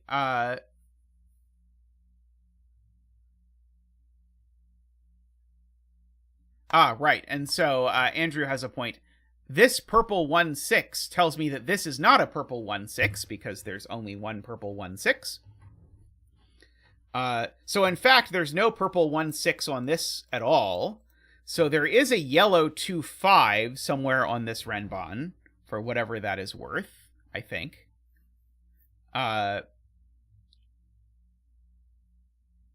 Let's see. If this cell is yellow, it's the yellow 3/4. These two are the same color. I mean, this one certainly is. These two are both 1, 2, 5, 6 for sure. This Renbon can't have a 3 or a 4 on it for the same reason. Sorry, this Renbon can't have a 1 or a 6 on it. If this Renbon has a 1 or a 6 on it, then... Oh, no, never mind. Sorry, I was going to say something wrong.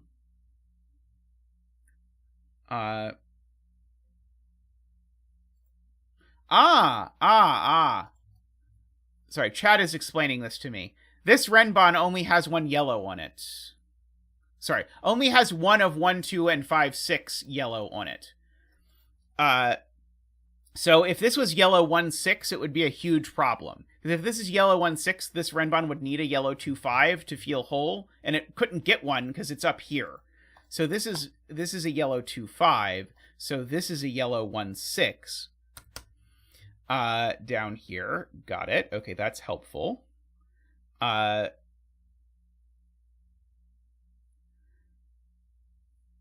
Let's see. Okay.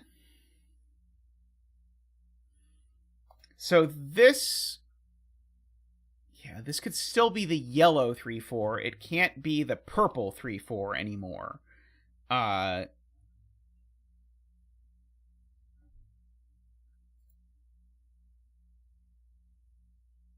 see, I'm trying to understand the... This can't be yellow 2/5.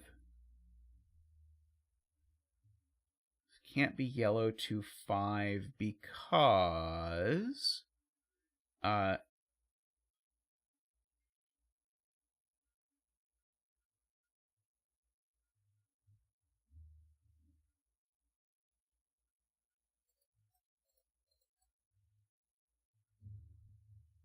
Why does this have a yellow 2/5 on it?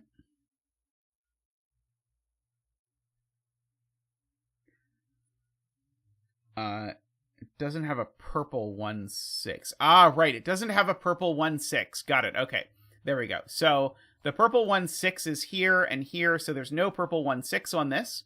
And so if there's not a purple 1/6, then I need a yellow 2/5. So this is not the yellow 2/5, because then that would rule it off of this whole thing. Got it. Okay, so the yellow 2/5 is actually in one of these two cells. So if this is yellow, it's a 3/4. And if this is purple, it's a 3/4. This cell's always a 3/4. That's cute. Let me explain that again. If this cell is purple, it's a 3/4 because it sees both of these. If it's yellow, it's a 3/4 because actually the 2/5 in yellow is on the Renbon. So this is always a 3/4, regardless of which color's 3/4 it is.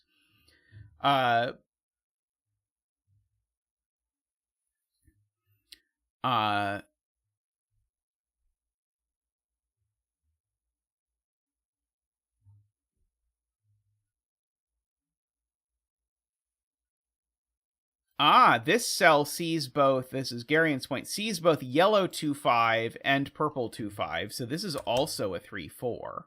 So those are a 3/4 pair, which is huge because it makes this the yellow 2/5.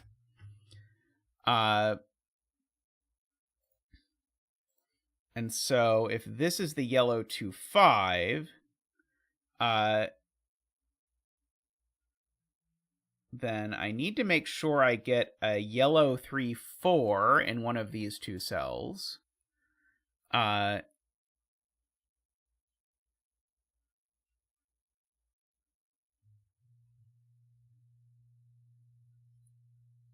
Ah, that's a good point. Screaming Ice Cube asks, where does this go in row 4? It doesn't go on the Renbon again, so this digit goes here in this row. These two are the same. I can give them a little circle, because it'll make some people in chat happy.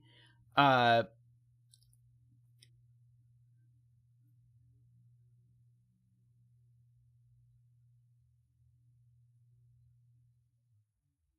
2, column 5. Right, this digit goes there in this box, because this digit has to go in the box somewhere. So it goes there, and it's not the same as the circle, of course, because the circle is different.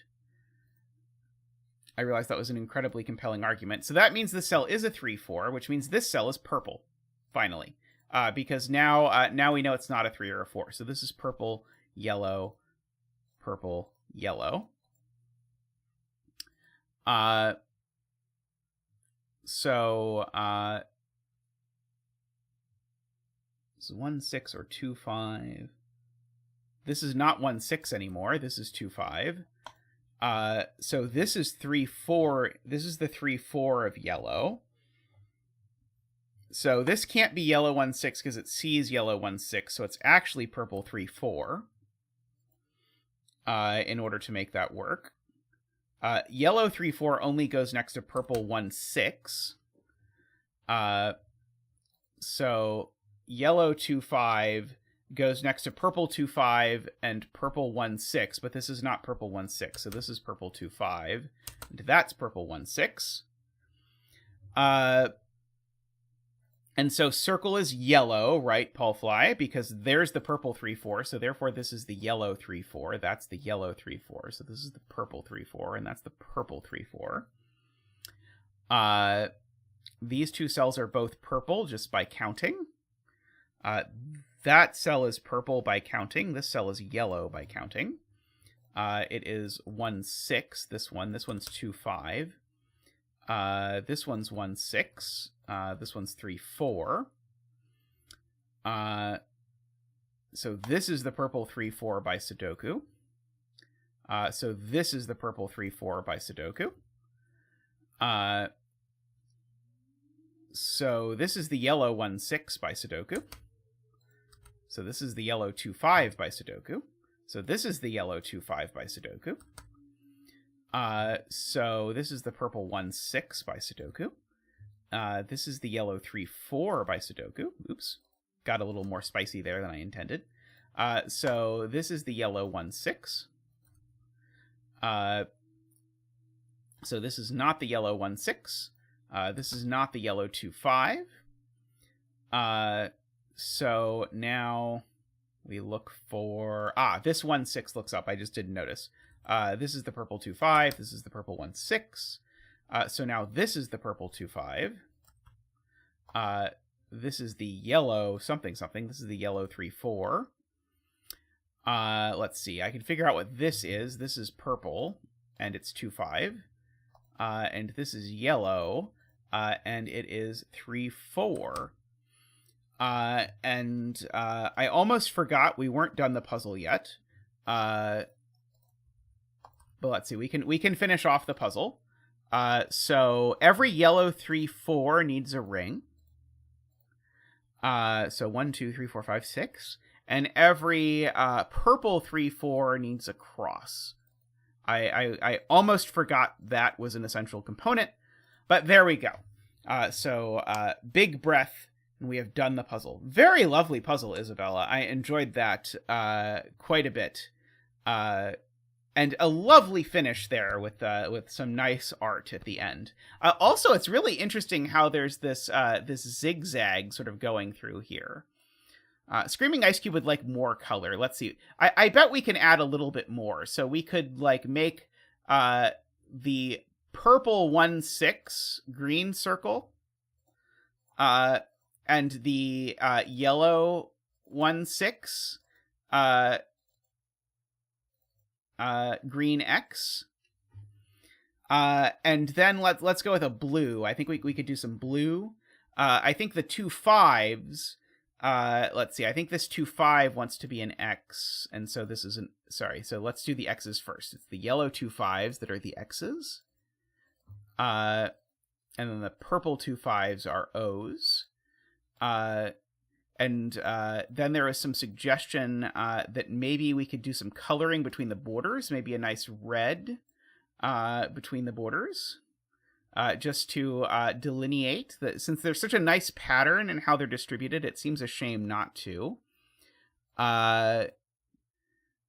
So let's do it like that. There we go. I thought part of the coloring was making sure that the colors didn't have the same shapes, MicroStudy. I thought that would make for a more pleasing pattern. Oh no, we're missing a blue circle. Oh no. There we go. Is there anything else people can think of that that we could add to this to make this feel more complete? Because I feel pretty good about it, I've got to say. I feel good about it. I know, I kind of feel like the yellow wants a black flash. Like that looks better, doesn't it? Like maybe the purple with a gray flash. Yeah, we definitely wanted a little bit of flashing. Yeah, like a gray flash. There we go.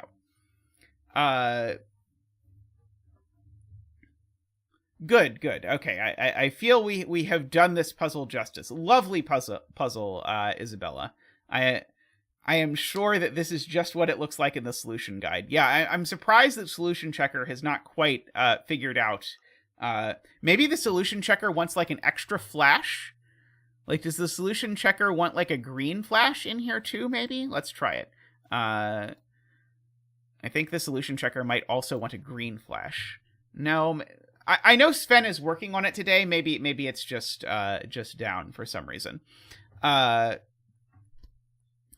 Oh, right. It could be the it could be that we need the letter tool. That's possible. Yeah, the puzzle took a little too long because of the because of the necessity to do a lot of coloring. That's possible, MicroStudy. But anyway, great puzzle, Isabella. I greatly enjoyed that, and I hope you appreciate the drawing that I have made you here. I hope that this will live on in people's minds for generations to come. But I'm going to wrap up there. Great to have you, Danita, as well as there were many other new people in chat, like Paul Fly. Great to see all of you around, as well as all of the regulars. So thank you very much. It will haunt me in my sleep tonight for sure. Yes, please do like the stream if you haven't. Thank you to everyone who supports the stream. Oh yes, Jobo also one of the new folks around. Welcome. Glad you enjoyed it. I hope to see you around soon. There will be a 24-hour stream soon. As I said, May 22nd is officially going to be the 24-hour stream. So you can look forward to that. And if you think I'm wacky at the end of a 4-hour stream, just wait till you see what happens after I consume a bunch of Monster Energy drinks and have been awake for 20 hours. We will see. It will be something. That is the plan. All right. So thank you everyone. If you want to support the stream, the easiest way to do that is to click the join button down below. For as little as $5 a month, or in equivalent in your currency, you can support the stream. We greatly appreciate it. It gets you the green name in chat and access to the little Zach emotes and everything. You're also welcome to support on Patreon. We have Patreon at patreon.com/zetamath. However you would like to support us, we greatly appreciate it. Thank you so much. I'll thank especially the people who contribute at the highest level, so the turbine level, because Grockles decided to name the levels after types of fan. So there's fans, windmills, and turbines.